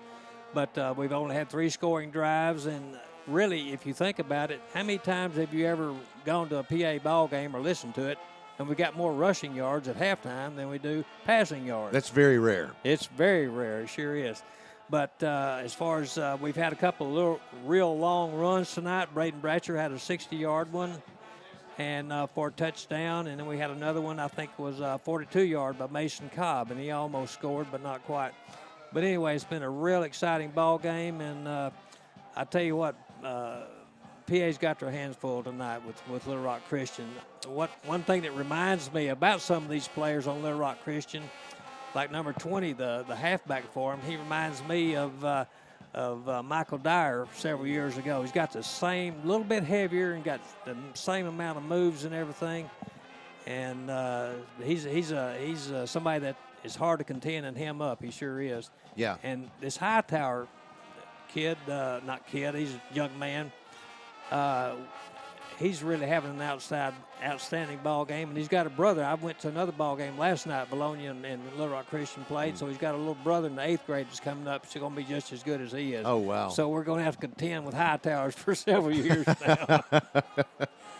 Well, looking around the state, just got some additional scores. Did you have any stats you want to go over for the game here? Just for individually, I already mentioned, we'll just kind of go category or individually. The high receiver for the first half is J.D. White. He had eight receptions for 70 yards. And then Jaden Kelly had 1 for 20. And then Hudson Henry had 2 for 9. And like I said, that was 11 receptions for 99 yards. In the rushing category, we had Mason Cobb had 3 carries for 49 yards. Braden Bratcher, 16 carries for 116 yards. And Jaden Kelly had 4 carries for 15 yards, and so that's a total of 23 rushes and combined total there of 180 yards. So all the Bruins need to do is just keep it up, keep to their knitting, and I think we'll come out ahead. Let's go ahead and review some of the scores, and then we'll take a break afterwards. We'll get some expectations from Holt, see what we can expect in the second half. But here's some scores from around the 5A. Of course, yesterday you had a rare Thursday game between Parkview and Maumelle. Parkview won that game 40-28. Let's see, looking elsewhere in 5A, you've got Beebe currently falling behind Watson Chapel. That's 14-22. Another 5A score. You know, it helps if your computer continues to work for you. That's Farmington behind Alma. Alma's leading that one 14-7 at halftime. Valley View leading Forest City 21-8 in the second quarter. Morrilton leading Greenbrier 21-0 at halftime. Harrison leading Clarksville 42-7 at halftime. Hot Springs currently leading in the second quarter 12-6 over Hope. Hot Springs Lakeside and Magnolia at halftime all tied up at 28. That's another good game tonight. Another one to watch, Whitehall 43-0 over Fair, but Whitehall is going to be a good one to watch next week. Yeah, you could kind of expect that over Fair. That we had them 35-0 at the end of the first quarter last week. That's right. Little Rock, McClellan, and McQueen, we don't have a score on Fearless Friday. Nettleton currently leading Blytheville 13-6 at halftime. Paragould falling behind Batesville. Batesville leading 28-14 at halftime. And lastly on the list here, I've got Texarkana leading Camden Fairview 13-6 at halftime. I've got a couple more. The Bologna leading Huntsville 22-10, and Wynn currently leading Greene County Tech 14-13 at halftime. So some very close scores all around the state, not just here at Pulaski Academy. Well, let's take a quick break. We've got 3:02 counting down. We've got about 6 minutes before we kick off the second half of this game. Pulaski Academy leading the Little Rock Christian Warriors 21-14. We'll be right back. You're listening to Pulaski Academy Bruin Football on 101.1 FM, The Answer.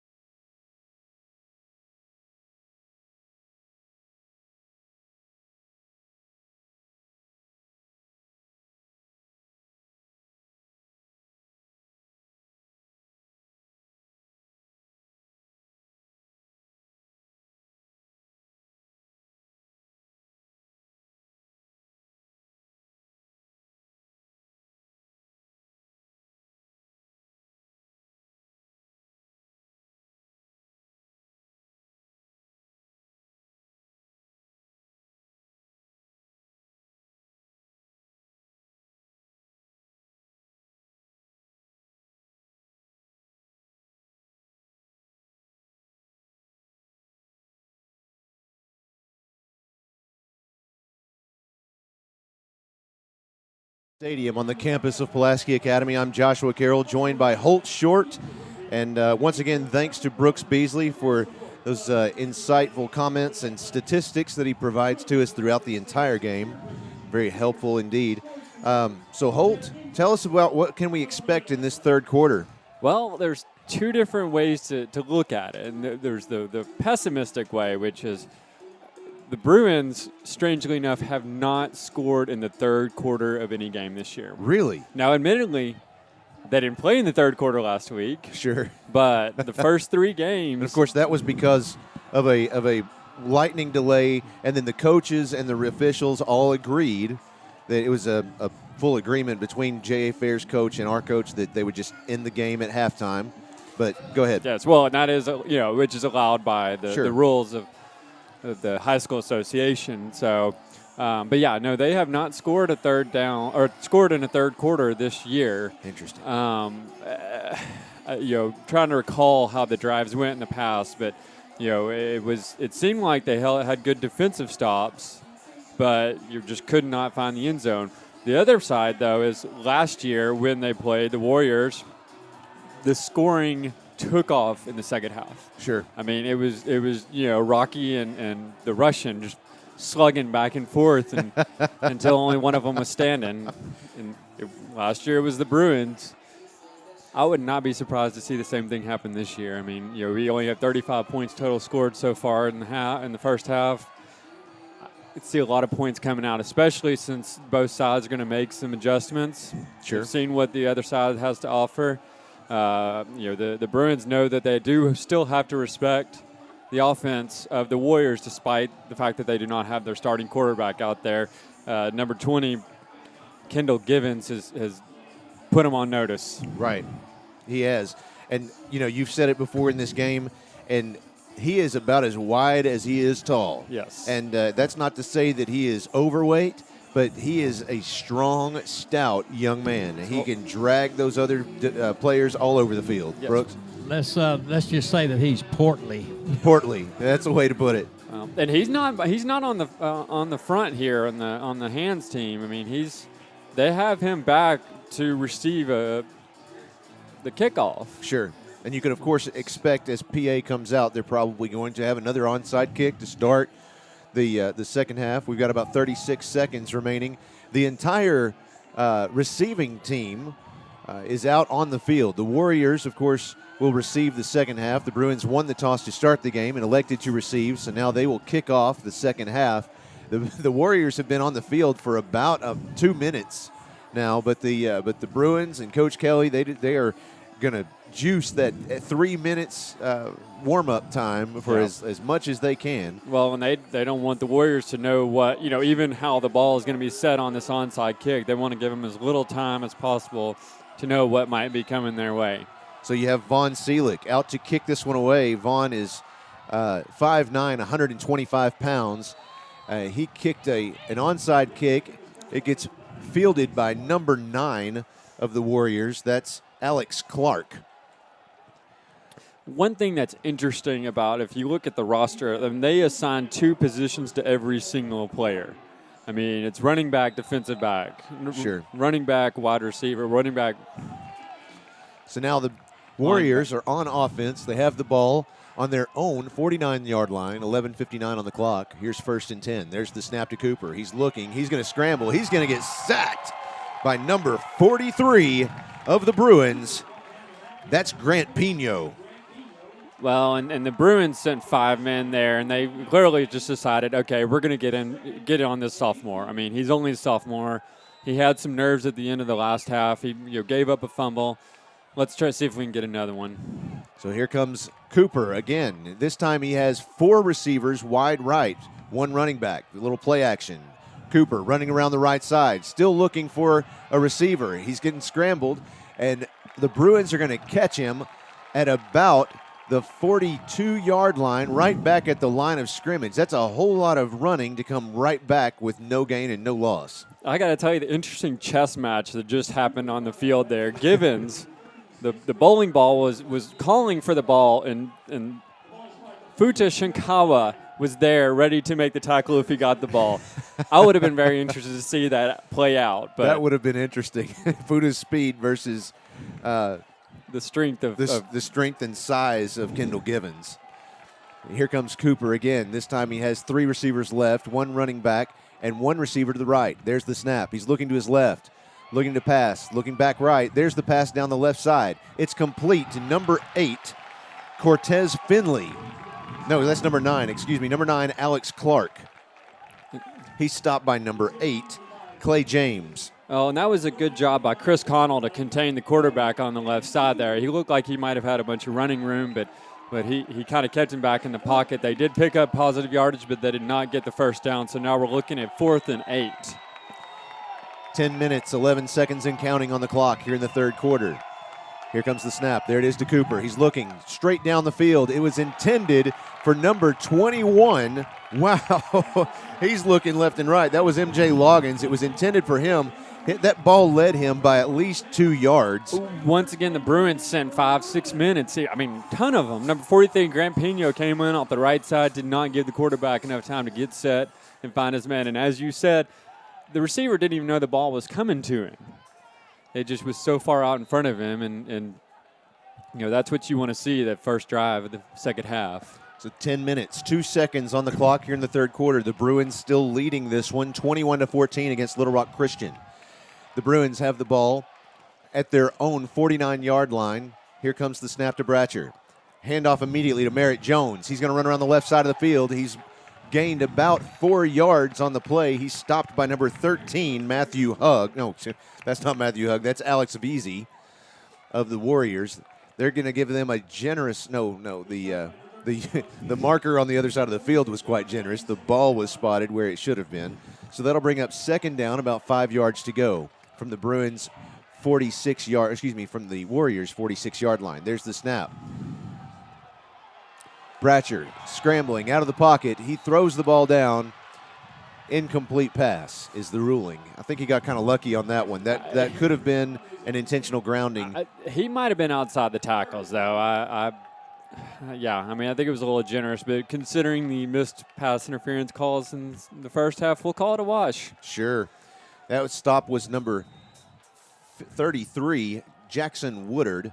He's on our roster as number 53. He's wearing number 33 tonight. Here comes third down for the Bruins, 9:26 on the clock. Ball is on the 46-yard line of the Warriors. Third down, 5 yards to go. Here goes the snap to Bratcher. Little horn from the band. Bratcher's going to keep it. He's running right up the field. He gets left and right, and he's trying to scramble away from defenders who are trying to pull that ball right out of his arms. He easily picks up 20 yards on that play. He's stopped by number 43. That's Grant McElmurray. That's definitely a first down for the Bruins. Well, and they've been lining up in this quad formation to the right, and that time, instead of looking to pass, those 4 men were blockers. They were already downfield, ready for him to come behind them. He has 4 to his right, 1 to his left. There's the snap. Little play action. He hands off immediately to Jaden Kelly. Jaden Kelly runs right up the middle, and I'm not quite sure why the Warriors were celebrating down there, probably just because they stopped him, but he gained about 5 yards on that play.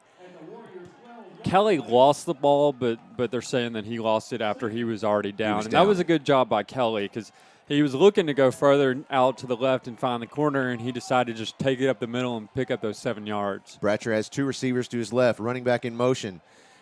There's the snap. Bratcher looking to the end zone. It's complete to Hudson Henry. Touchdown, Bruins. What a play. 8:25 on the clock. The Bruins lead this one 27-14. And this crowd is on their feet. Every one of them have a baby blue Bruins towel swinging it around in the air. I have family that lives on the other side of the country club, on the other side of the golf course, and they said they could hear the crowd from cheering, over there. I'm pretty sure they just heard that one. No doubt they heard that one. Clay James is down to kick the point after attempt.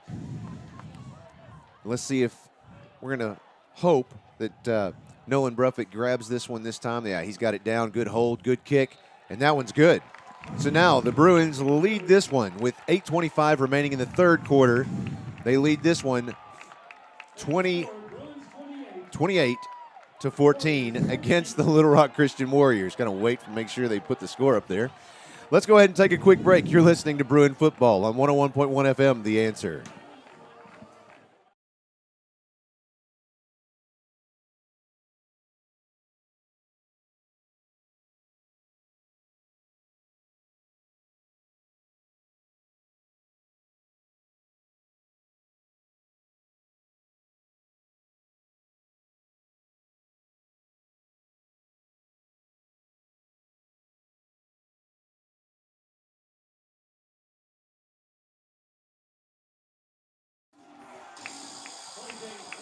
Welcome back to Pulaski Academy. What a drive that last one was. Now Clay James is down to kick the onside kick. That last scoring drive was a 6-play, 51-yard drive that resulted in a 12-yard touchdown pass by Braden Braxher to Hudson Henry. It took 1:37 seconds off the clock. There's the onside kick attempt. Let's see. It looks like the Warriors got the ball.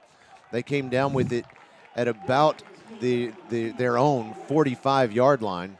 That was number 2, Matthew Ware. Now, he was the third Warrior to actually touch the ball on that play. It was a well-placed onside kick, and it did what you want to see. Unfortunately, it bounced the wrong way right into Warrior territory and Warrior hands.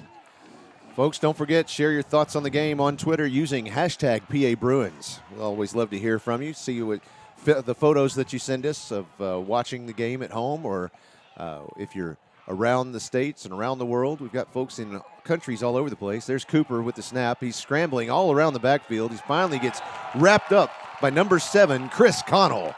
That's a sack for a loss of just over 5 yards for the Warriors. I mean, Blake Titus was like a circling shark that whole play. He was, he went all the way around the quarterback, and then, as you said, Chris Connell just came in and took advantage and brought him down. He was. So now again, Colin Cooper in the shotgun. He has 3 receivers right, 1 left. Little play fake. He's going to pass that one. It was intended for number 5, Chris Hightower, but he bounced the ball at his feet before he could get his hands on it. And that was Futa Shinkawa coming off the right side on the blitz that forced that quick pass for the incompletion. He's out there kung fu fighting. Somebody's not going to know the inside joke that might be considered and think that I'm being insensitive. But no, that is his walk-up song. He would approve. Yeah, he would approve. He has approved. He asked for that song for his walk-up music. Looking to Colin Cooper for the snap. He's got a man in motion in the backfield. There's the snap. He's looking downfield.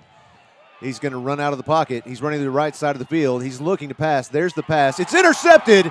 Intercepted by number 7 of the Bruins, Chris Connell. And Chris gets stopped at the 50-yard line. That's a first down for the Bruins. That was, it was a fingertip grab. That's the type of play that you expect to see from a receiver, not a defensive tackle, in which, huge. Those are the type of catches that you want to see, the type of plays that you need to see in a big game like this. Yeah, absolutely it was. So Pulaski Academy comes up with that one. They have the ball at the 49-yard line of the Warriors, 7:35 on the clock. The Bruins lead this game 28-14 against the Little Rock Christian Warriors. It's gotten a little quieter on the other side of the field. Now, the student section's picking it up a little bit. The Bruins break the huddle in a quick hurry to run out there, get this one set up. There's the snap. Hands off immediately to Jaden Kelly, and he gets met immediately by number 43, I believe it was. Might have been 23. That was 23 on the stop. That was Bernard Givens. No surprise there. I'm glad to see Kelly back out there. He was hobbling after the last touchdown. There's the snap. Bratcher throws to his right side. It's complete to number 15. That's Zach White. He throws the pass, and it was intended for number 12, Braden Bratcher, but it was incomplete. He was covered up by number 21, MJ Loggins. It's almost a good thing he threw that ball as far as he did, because there was a defender there that could have picked it off had it gone to Bratcher. Let me go back and describe that play a little slower. You've got Braden Bratcher, pass that over to the right side behind the line of scrimmage to Zach White. Meanwhile, Braden Bratcher runs out to the 30-yard line, and Zach White tries to throw it to him. That would have been incredible. Let's see if they pull it off again later this year. I bet they'll give it a try. Oh, no. So Braden Bratcher looking to the sidelines. All right, now we're ready. He's got three receivers to left, two right. There's the snap. He's looking. He's going to scramble. He's keeping the ball. He's at the 40, at the 35. He's at the 30, and he gets tripped up, and he is stopped inside the 30-yard line. The Bruins are on a march. First down. Once again, Bratcher's gotten that green light to just run. I mean, if he's got running room, if he's got space, okay, and Bratcher is lining up to the right side. That is that is Bratcher in the backfield. Empty backfield, if There's you will. the snap. Little pitch out to Hudson Henry. That was almost picked off. Just a little, half-yard away pitch. It almost looked like Henry wasn't ready for it. No, and I mean, it may have been just a case of Bratcher being so used to Henry being as big as he is that he just, thinking I can get the ball somewhere near him and he's going to catch it. Sure. Good job by number 71 to jump on the loose ball there, Wesley Coleman, and prevent the turnover there. So now the Bruins have the ball at the Warriors' 27-yard line. Second down, 10 yards to go. 6:48 on the clock. The snap. Bratcher scrambling. He's going to tuck the ball under. He's going to run out of bounds at just inside the 20-yard line. That is the third time tonight that I've seen a defender grab the back of his jersey. I mean, he's kept them so off their feet with the scrambles that he's getting past them. The only thing they could do is just try to grab on from behind and hold on. Well, I'm not sure. Number 33 of the Warriors down there, that was Jackson Woodard, was having some words. He did not appreciate something that the referee did or said. Here comes the snap to Bratcher. He has Isarius Woods with him. He pitches it immediately to J.D. White. J.D. White is the 5, and he's just forced out of bounds at about the 2-yard line. That was an impressive misdirection. Everyone expected the ball to go to Kelly. And, I mean, there was no one on the left side. It looked like it should have gone to Kelly. Instead, he pitched it. What a play that was. So now the right. The Bruins have the ball on the Warriors' 2-yard line. First down, first and goal, 6:26 on the clock. Bruins leading 28-14. Here comes the snap to Bratcher. He's looking to pass. He's going to have to get – he's getting rushed back there in the backfield by number 7, Drake Bradley, and he threw the ball away, so that'll bring up second down and 2. They said number 10, Andrew Cobb, was just close enough that it wasn't an intentional grounding. He was still inside the tackles, and I couldn't tell if that ball got out of the back of the end zone. I think it was just shy. Yeah. Either way, he kind of have a hard angle on it from where we are sitting. 6:13 on the clock. Here comes the snap. This time the snap goes to number 30, Woods. He's going to keep it, and he pushes all the way up to the goal line. Let's see if there's no signal from the referees, so we're going to say it's probably less than a yard to go. That'll bring up 3rd and 1. Well, and Woods, took the snap, and Bratcher was immediately out there. Okay, no, Bratcher's not out there. He's not out there. You've got number 21, Jaden Kelly, number 1, Mason Cobb, and number 30, Isarius Woods. Cobb with the carry. Touchdown, Bruins! I'm glad that they have the angle they do because it looked like his knee might have hit the ground before he got in the end zone, but we'll take the 6. We will absolutely take the 6. This is the kind of second half you want to start off with. I mean, you got two turnovers, right? 2 touchdowns, all in the course of less than 10 minutes. Sure, that's what you want to see, especially against a respectable team like Little Rock Christian. 5:42 remaining on the clock. Clay James out to kick the point after. Little motion on the defensive side of the ball. They're jumping. There's the snap. The kick is up. The kick is good. So the Bruins lead this game 35-14 over Little Rock Christian. Let's take a break. You're listening to Bruin Football on 101.1 FM, The Answer.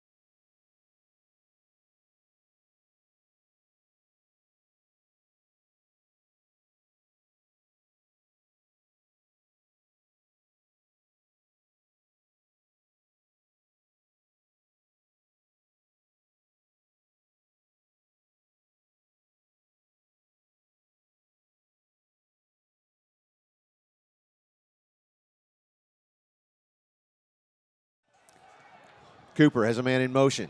He has 2 receivers wide right. He's looking to the right side. He's going to pitch it to the left. It's complete to number 20, Kendall Givens, and he gets stopped by number 14. That was a whole lot of human mass in that play. That was. He got stopped by Jake Terry, number 14, and that is a great way to describe Jake Terry. He is a whole lot of human mass. Well, if Futa Shinkawa was on the hurry, forced the quarterback to get rid of the ball. Make the FCC happy. We'll accentuate the mass. There you go.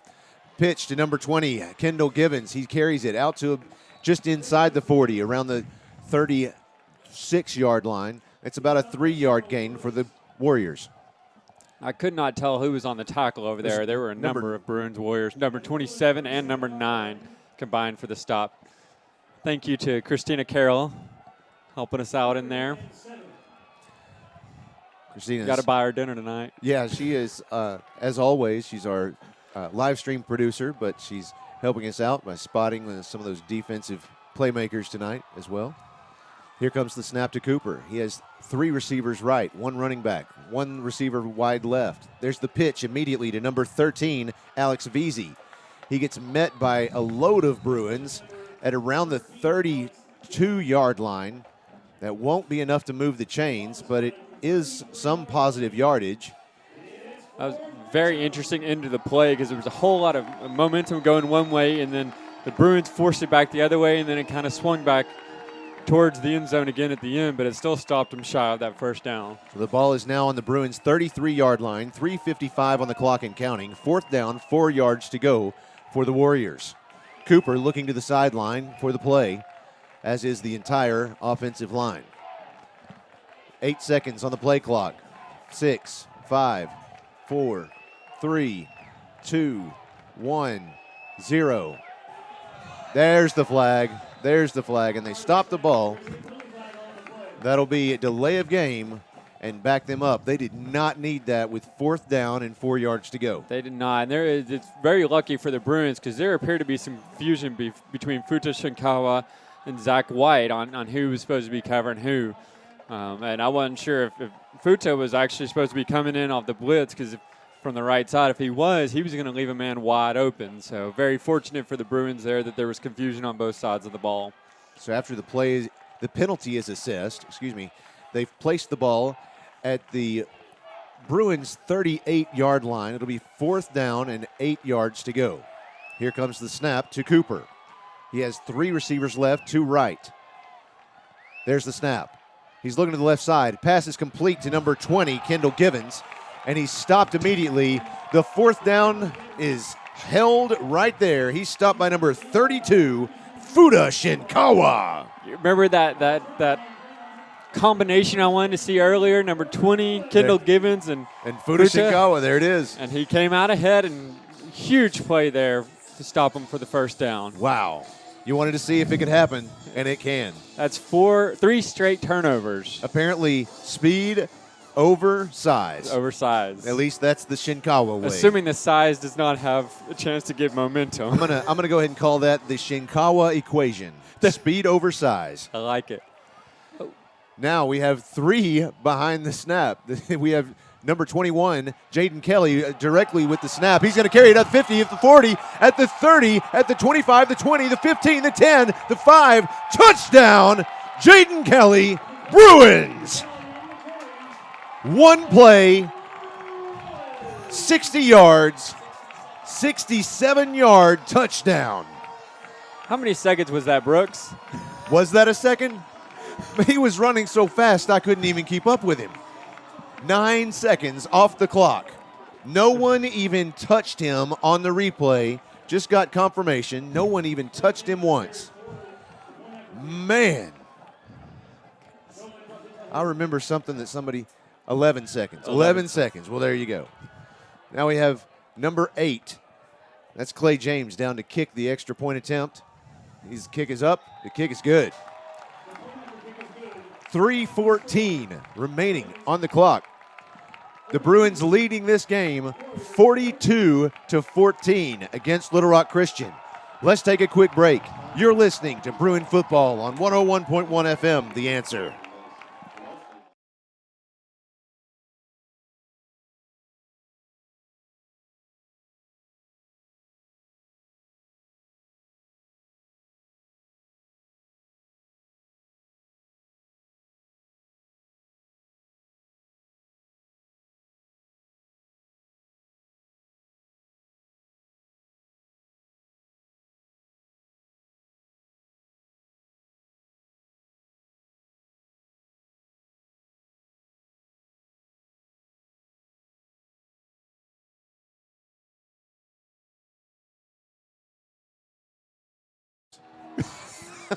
There's see a taco doing the floss.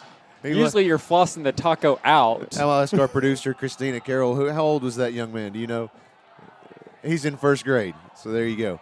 There's the kick by Clay James, onside kick. It's covered up by number 21, MJ Loggins, immediately.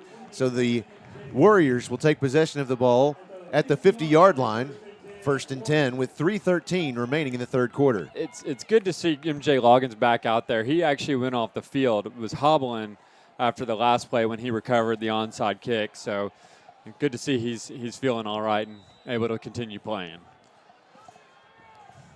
So the Warriors have the ball at the 50-yard line, 3:13 on the clock, 1st and 10. Here comes the snap to Cooper. Man in motion, pitch to number 5, Chris Hightower. He runs around the right side of the field. He's at the 45 where he gets met just inside the 45 by a truckload of Bruins. He's stopped by number 13, Matthew Hugg.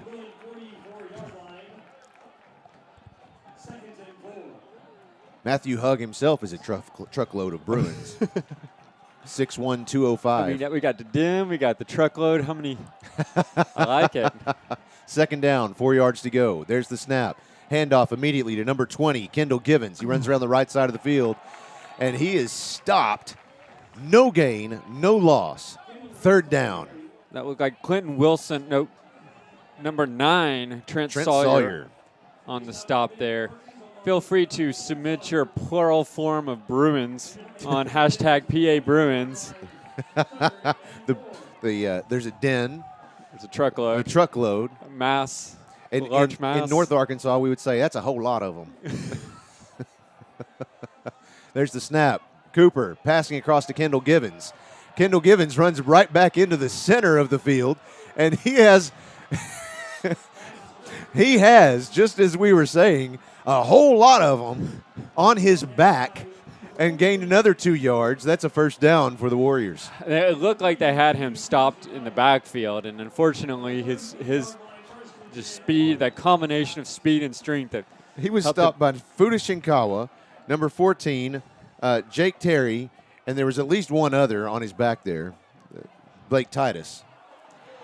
Oh, and that pass was a long bomb. They kind of jumped out there and it snapped the ball and threw it out immediately. It was intended for number 21, I believe. That would have been MJ. 23. Bernard Givens. Well, and that's the first time they've gone through the air that far down the field in a while. It looked like they were just trying to catch the Bruins off guard. Once again, you have a sophomore quarterback who's still trying to get his feet wet here, and they can't trust him with too many long throws, but that time they did, and it almost paid off. Luckily, it did not.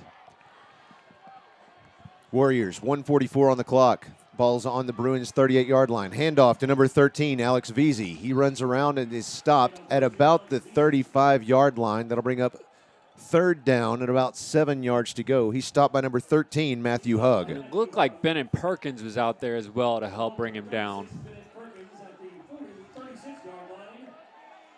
So that'll bring up 3rd down, 7 yards to go, 1:22 on the clock and counting. It looks like he did not make it out of bounds. I thought he did from this angle.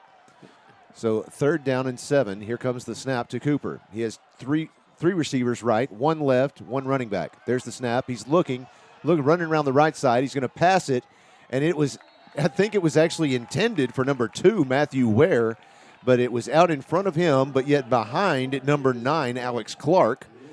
That'll give them 4th down and 7 yards to go for the Warriors. I mean, at this point, they're going to have to keep throwing the ball because, there's a minute left in the third quarter. The Bruins are up 42-14. They need to conserve as much clock as possible. So we're going to probably see another passing play here. Although if it's not complete, it's going to be a turnover on down. So 4th down, 7 yards to go. The Warriors have the ball on the Bruins' 36-yard line. There's the snap to Cooper. He's looking. He's going to run to his right. He's going to throw it way high up in the air, and it's picked off. That's picked off by number 36, Bennett Perkins. He jumped straight up in the air, right in front of the ball, and brought it right down. That turnover deficit that I mentioned at the start of the game, it's dwindling. It's dwindling, that's right. Quarter by quarter. We're at -3 now, right? Negative two. We've had 3 interceptions. Wow. 3 this half, actually. Wow. At least 3 turnovers. I can't remember what the first one was, but that's 2 interceptions in a row. 54 seconds on the clock remaining in the third quarter of this game. The Bruins leading Little Rock Christian 42-14. Here come the Bruins. You've got Isarius Woods in the quarterback position. He has the snap. There's a lot of misdirection out there. I'm not actually sure who picked it up after that.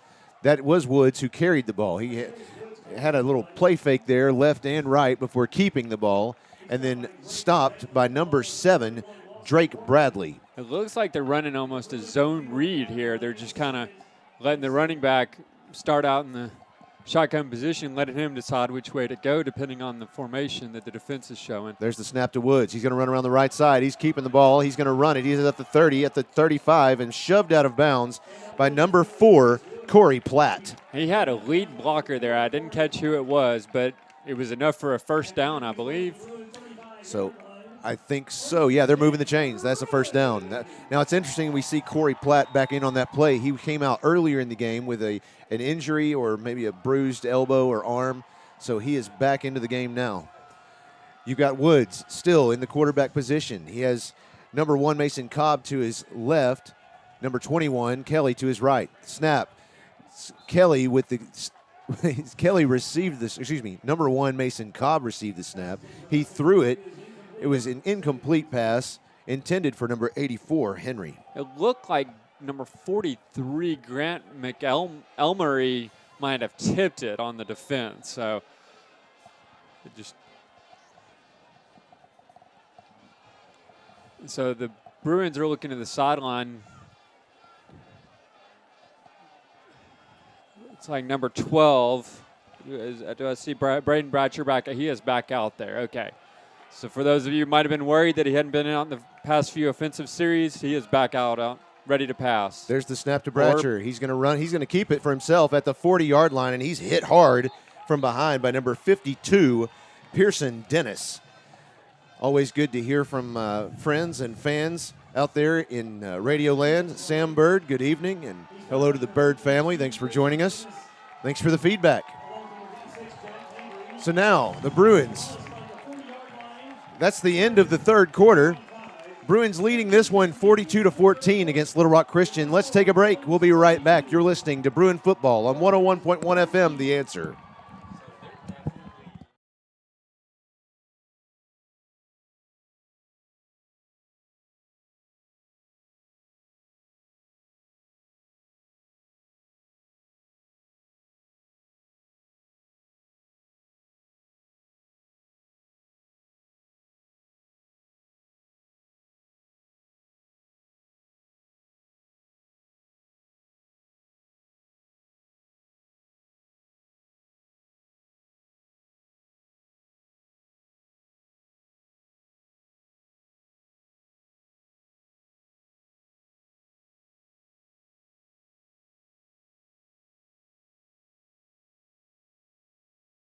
Zach.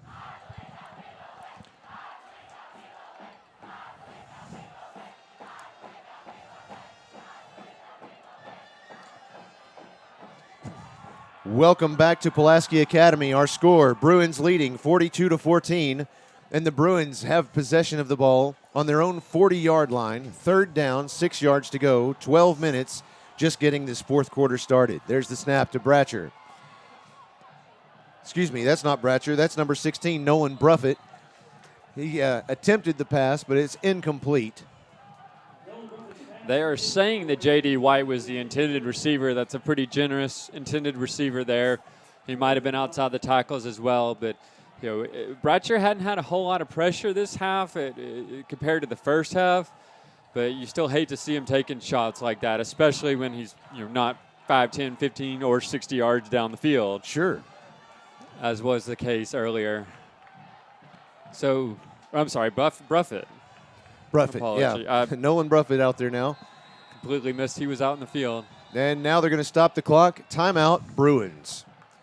11:56 on the clock. The Bruins leading 42-14 against Little Rock Christian. Let's take a break with them. You're listening to Bruin Football on 101.1 FM, The Answer.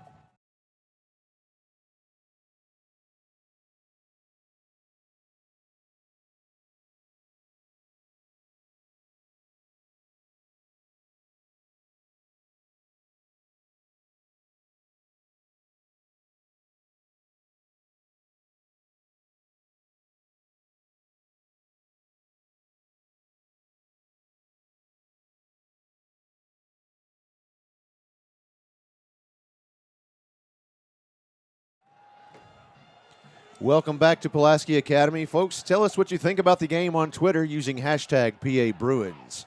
Love to hear from you, especially if you're out there watching and if you're listening or watching online, let us know where you are. Always good to hear from you. Braden Bratcher is back out on the field. Has Isarius Woods with him at the running back position. He has two receivers stacked on the right side. He has two left wide. There's the handoff to Isarius Woods. He gets met by a company of Warriors at the 40-yard line. Platoon. Maybe. Company or platoon, sure. Looked like number 4 and number 7 for the defense were there on the stop. Not what you want to see, a 4 and out to start the fourth quarter, but you have a comfortable lead, 42-14. So hopefully that's going to be enough to keep them out of reach. Of course, a platoon is smaller than a company.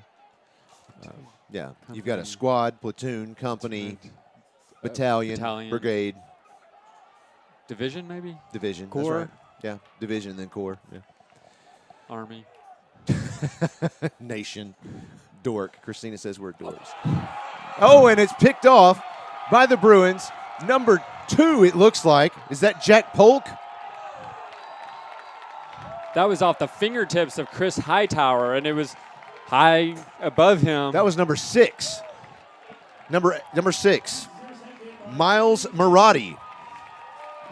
That's good to call his name tonight. Wow. So he gets the interception, runs it all the way back to the 24-yard line? It is. 1st and 10 Bruins, and they are 4 yards shy from being in the red zone. Here we are breaking down the makeup of an army, and Miles Marotti is getting his name called for the first time this year, possibly, on a huge play. I mean, that took a lot of concentration to snag that ball out of the air. It looks like we got Mason Cobb is back out there. In the quarterback position. That's right. He has 2 right, 2 left. Pass. It's complete to number 12. Bratcher. That's Bratcher out there as a receiver. Not sure he made much of a gain on it. He's stopped by number 4, Corey Platt. Looks like he made about a 2-yard gain. 2nd down, 8 yards to go for the Bruins. They're going with the same formation. Cobb in empty backfield with Bratcher to his left. This time he has 3 receivers left, 2 right. Cobb's going to keep it. Runs right up the middle, runs right over 2 defenders, and is stopped at about the 15-yard line. Looks like that was Lawson Corcoran? Number 31, yeah, Lawson Corcoran. On the stop. He looked like he had an open running lane, and the Warriors did a decent job to kind of close that off. He still picked up about 6 yards. 7 yards, we'll get 3rd and 1. 3rd down, 1 yard to go. 10:45 in the fourth quarter. Ball is on the 15-yard line. Mason Cobb in the shotgun position. There's the snap. Cobb's going to keep it up the middle again. He's stopped this time by number 43. That's Grant McElmurray. We'll see if they're going to give him the first down. That is a first down. Another first down for the Bruins. I mean, at this point, it looks like they're mostly going with run, and just run the clock down, and it seems to be working anyways. It absolutely is. You've got first down, 10 yards to go from the Warriors' 13-yard line, 10:17 on the clock.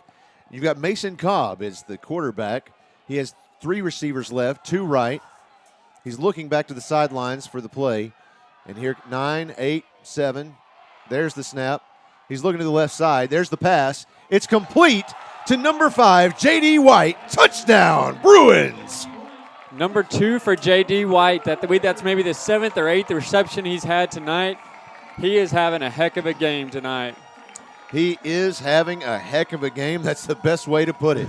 Again, when we saw J.D. White down in Louisiana, I can't tell you, he had many opportunities to catch the ball. And, of course, you've got to consider the weather. You've got to consider, the all of the different factors. Unfamiliar territory. Right. And there was a lot of things going on, but he had a lot of passes come his way, and they did not – he wasn't able to make anything happen. No. So there's the kick up off of the foot of number 8. That's Clay James, and the kick is good. So now the Bruins, with 9:58 remaining in the game, lead this game 49-14. Let's keep it right here. You know, former Razorback head coach Bobby Petrino, and now head coach at Louisville, he had an offensive strategy where the goal was, pass, spread it out, try to get as many points on the board, get a decent enough lead, and then in the fourth quarter, just run the clock. Right. And that seems kind of like what they're doing here. They run, and then they didn't expect the pass play over the top by Cobb there, and he found his man. So I think they're a little more generous with the passing in the fourth quarter so far, but still, they seem to be primarily running it. Well, it's still Pulaski Academy football. Yeah, and like we said at the beginning of the game, they love that passing game. Mm-hmm. That last drive was a 4-play, 24-yard drive that resulted in a 13-yard touchdown pass by Mason Cobb to J.D. White. They took 1 minute, 42 seconds off the clock. That's all? That was it. So much for my running the clock theory. And the sportsmanship rule is now in effect. Oh, ooh, that's got to hurt. That's got to hurt. For those unfamiliar, that means once a team is in the second half of the game, they're up 35 points or more. That means the clock will run nonstop, regardless of whether that 35-point spread is shortened or not.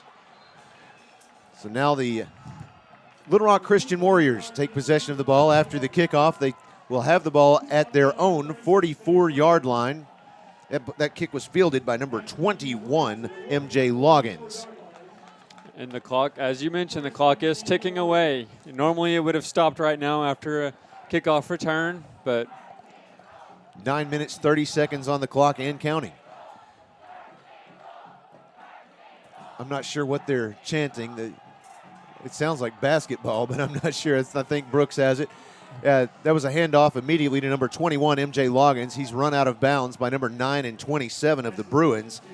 That's Clinton Wilson, and number 9 is Trent Sawyer. Looks like they're chanting mercy rule. Well, that maybe. That's not right. I wouldn't do that. There's the snap to Cooper. He's looking to his right side. He's going to scramble, but he's getting sacked back there in the backfield by number 43, Grant. No, excuse me. R43 is Grant Pino. And he had a little assistance there from Bennett Perkins, but yeah, that was primarily Grant Pino on the tackle. A lot of pressure from that right side of the defense immediately, and just kind of, I didn't get to count, but it was that a blitz? I couldn't tell if they had that many out there. There was at least one extra man sitting there on a 3-4. So yeah, I guess you give it to him. Yeah, and that's what was working last week too. They just kept coming off that right side. 8:13 on the clock. 1 second on the play clock. 0. Yep, he called timeout. So we'll have a timeout on the field for the Little Rock Christian Warriors. We'll take a timeout with them. You're listening to Pulaski Academy Bruin football on 101.1 FM, The Answer.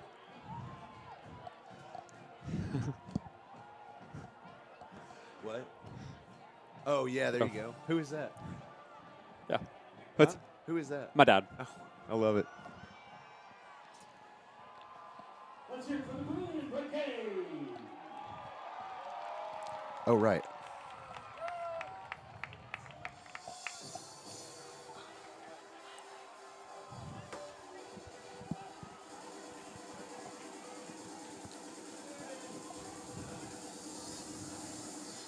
Welcome back to Pulaski Academy. The Bruins leading this game 49-14.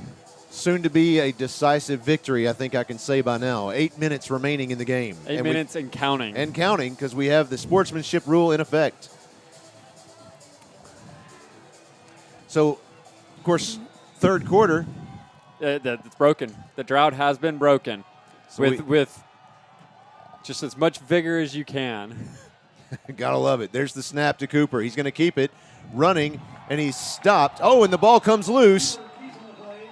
The Bruins say that they have the ball. Let's see. The referee's saying he was down, though. No, he was down when it came loose. I think I agree with that call. I think that might have been a mercy ruling in itself. Oh, my. That'll bring up fourth down, 15 yards to go for the Warriors from their own 38-yard line. 7:38 on the clock here in the fourth quarter. Here comes the snap to Cooper. Nope, that's the snap to their kicker, number 41, Isaiah Hankins. And normally the Bruins don't chase down a punt, but this time they were out there, but they still didn't go after the ball. That was Blake Titus back there, and he's having a little discussion with Coach Kelly right now to tell him, probably telling him, hey, I know you didn't expect the punt to come. Still, got to be aware enough to just run away from the ball. So the last thing you want to do is touch that ball and give it back to him that deep in your own territory. So now 7 minutes and 17. The clock is still ticking despite the change of possession here. With the Bruins leading 49-14. It looks like Bruffett is out in the shotgun. He's got Woods. Hand off to Woods. He's going to run right up the middle, and he's going to be pulled down by number 31, Lawson Corker. Picked up about 5 or 6 yards there. And second down, 5 yards to go. At this point, you just want to get everyone off the field without any injuries. Sure. I mean, it's 6 minutes and 35 seconds and counting. Just keep everyone healthy. It looks like Woods is in the shotgun. You're right. Had me fooled from this angle. Woods going to keep it this time, and he runs it right up the middle, and he stopped just outside the 30-yard line. Oh, there's some. I'm not sure if that was intentional or not. I think he tripped over him. Yeah. Yeah, because, I mean, he was trying to get up, and there was a couple of players. It looked like they were tangled up. They were tangled up. That's a good way to put it. That was number 71, Wesley Wise, and Wesley Coleman. I'm sorry, not Wesley Wise.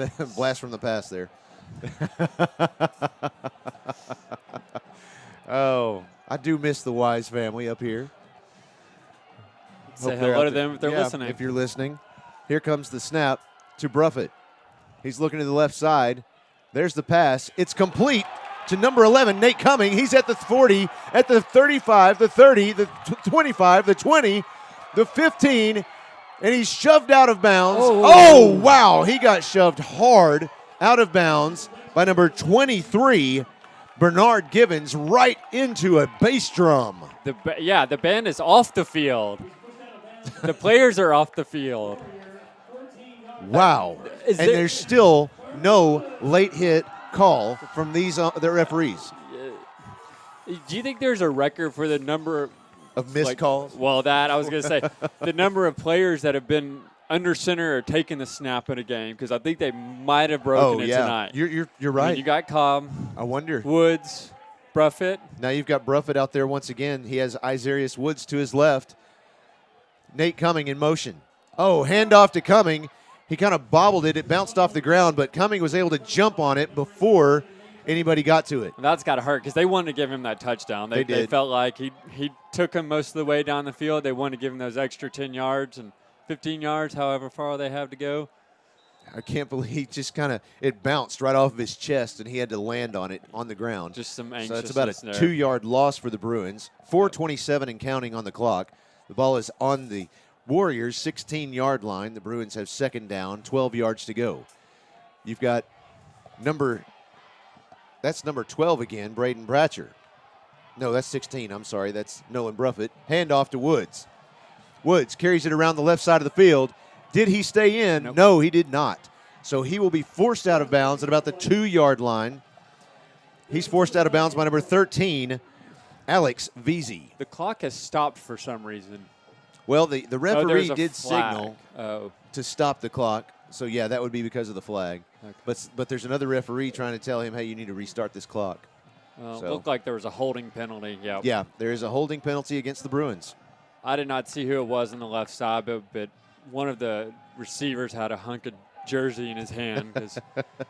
You can't do that. Nope, not allowed. Not allowed. You're wearing a blue jersey. Definitely not allowed. Right. Well, that is the truth. 3:51 and counting on the clock. The Bruins have the ball on the Warriors' 21-yard line. Second down, 16 yards to go. There's the snap to Bruffett. He's looking to pass. Pass is complete to Wow, he think that was was- shoved out of bounds so quickly. It looked like J.D. White. Let's see. He's going to pop up here. No, that was number 4. That was Merritt Jones. He took a lick and kept going. Number 31, number 17 on the tackle there for the defense. That's Lawson Corcoran and William Kerfoot. 3 minutes and 17 seconds and counting. Bruins have the ball on the Warriors' 22-yard line. 3rd down, 17 yards to go for the Bruins. Bruffett in the shotgun. 3 receivers left, 2 right. There's the snap. He's looking downfield. He's going to pass it high into the air. Let's see. He came down with it. Who is that madman? That's number 2, Jack Polk. Senior.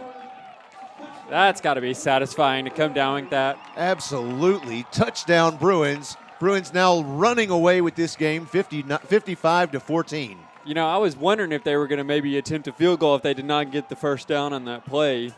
don't know. Just to see, you know, just to do something a little different. Just shake it up. Yeah. But Shake it up a little bit. so it looks like they're sending the kicking team out there. That's that's number 90. Von Seelick is out there to kick it. Am I seeing that right? That is correct. Yep. Vaughn Seelick out to kick the extra point attempt. Little motion. There's the snap. Snap is good. Kick is up. Kick is good. The Bruins lead this one 56-14 against Little Rock Christian. We're under 2 minutes. We're going to keep it right here because the clock is still ticking away. What a game this has been. This is a lot of fun. Yes, it very much is. You know, and it's not just about the score. I'm talking about both sides of the ball. Both teams have put in maximum effort. Yes. And it's been a lot of fun to watch. A lot of energy. Left it all out in the field, as they say. You know, and the Bruins just they made some really good halftime adjustments, and There's a lot of the crowd on the opposite side of the field going ahead, making their way to their cars. 1:21 on the clock and counting. Savannah Goodwin out to kick it. I'll be interested to see if they're going to let her actually try to boot it away like the last kickoff, or if, yep, she's positioning it like. Yeah, she's going to tee it up. That last drive for the Bruins was a 7-play, 77-yard drive that resulted in a 22-yard pass by Nolan Bruffett to Jack Polk. It took 4:58 off the clock. Here's the kick from Savannah Goodwin right across the ground. That was a worm burner if it ever was one. It's fielded at the Warriors' 48-yard line by number 41. That's Isaiah Hankins. He's stopped by number 40, Luke Witham. Well, and he looked like he wasn't quite sure whether he should just start running or take a knee. At this point, you got 28 seconds left in the game. It's probably best to just go ahead and take a knee and get home safely. There's the snap. Pass is complete to number 23, Bernard Givens, and he's forced out of bounds, or at least down, at the 44-yard line of the Bruins. And that's going to do it. That's 8 seconds. 7, 6, 5, 4. That's the final play of the game. The Bruins win this one 56-14 against Little Rock Christian. What a game this has been. Stick around. We'll be right back for some recap and talk about the game and next week's game in just a few minutes. Maybe a couple game balls? Maybe a couple game balls. You're listening to Bruin Football on 101.1 FM, The Answer. All right, let's see. This is 3 minutes, right? All right, thank you, sir.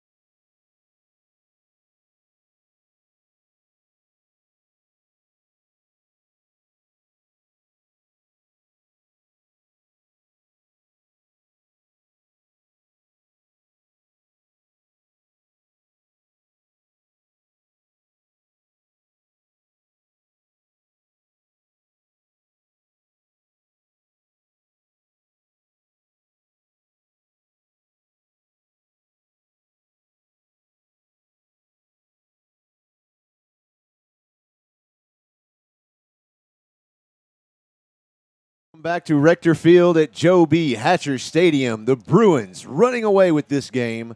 Final score 56-14 against the Warriors of Little Rock Christian Academy. What a game this has been. The score does not reflect the intensity, the drama, the entertainment that this game has been. This was everything that I wanted it to be. Yes, absolutely. I mean, I didn't get to see last year's game. I got to see the first half, and it was a back and forth endeavor. And this year, the first half was as well, although it was more of a defensive effort. But the Bruins, I said at the halftime, they need to come out, make some good adjustments, finish strong, and they did that. And they finished so strong that normally this time you'd be talking to Brooks Beasley. Right. But he's having to do so much math from the numbers that they put up in the second half that he's still just calculating away over here. I see 177 and 40, just numbers after numbers. And of course, the ball went into so many different Bruin hands that, right. He was having to keep track of who got the ball when, who's back. As we said, I think we counted 5 different Bruin players in right. the shotgun. That's one of the things that I'm really excited to see. After every game, all of the coaches, and this happens every game, all of the coaches get together immediately after the game. We're not talking about tomorrow morning or Monday. We're talking about tonight after the game. That's when they watch the game film. Wow. And that's when they do the official statistics of the whole game. So later this week, or probably Monday, or maybe even tomorrow or Sunday, I'll get an email from Coach Taylor, one of the co-defensive coordinators. He's going to give me an email with all those statistics. I can't wait to see how many people played at quarterback. I should have kept up with that tonight, but I didn't think. That's one of the things you don't think about trying to keep up with. No.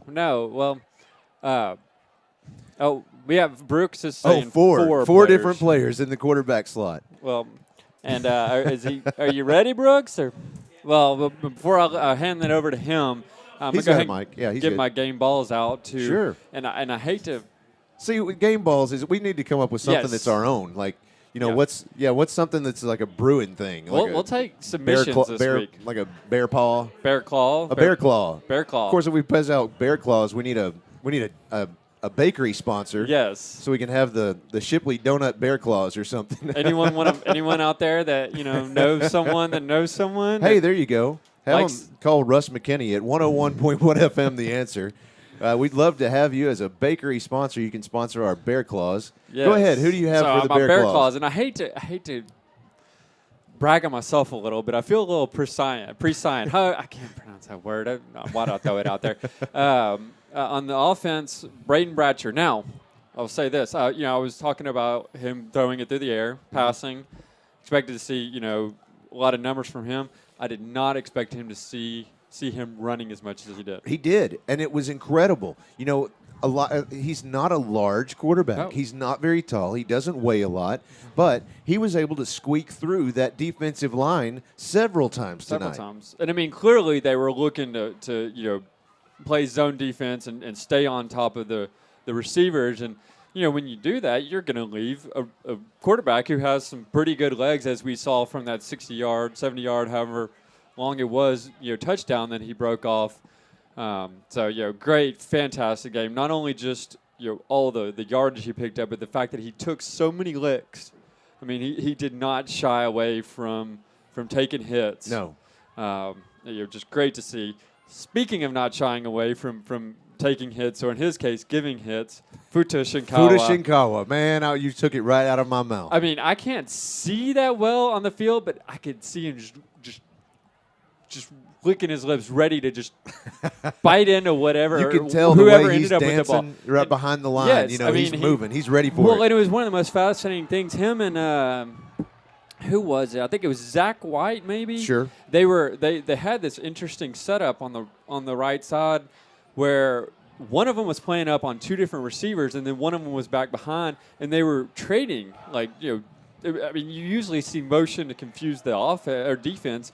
They were trying to confuse the offense with the motion. And not, usually it's behind the line, it's sure. linebackers. No, this was defensive backs trading positions. So just real fascinating tactic that seemed to work.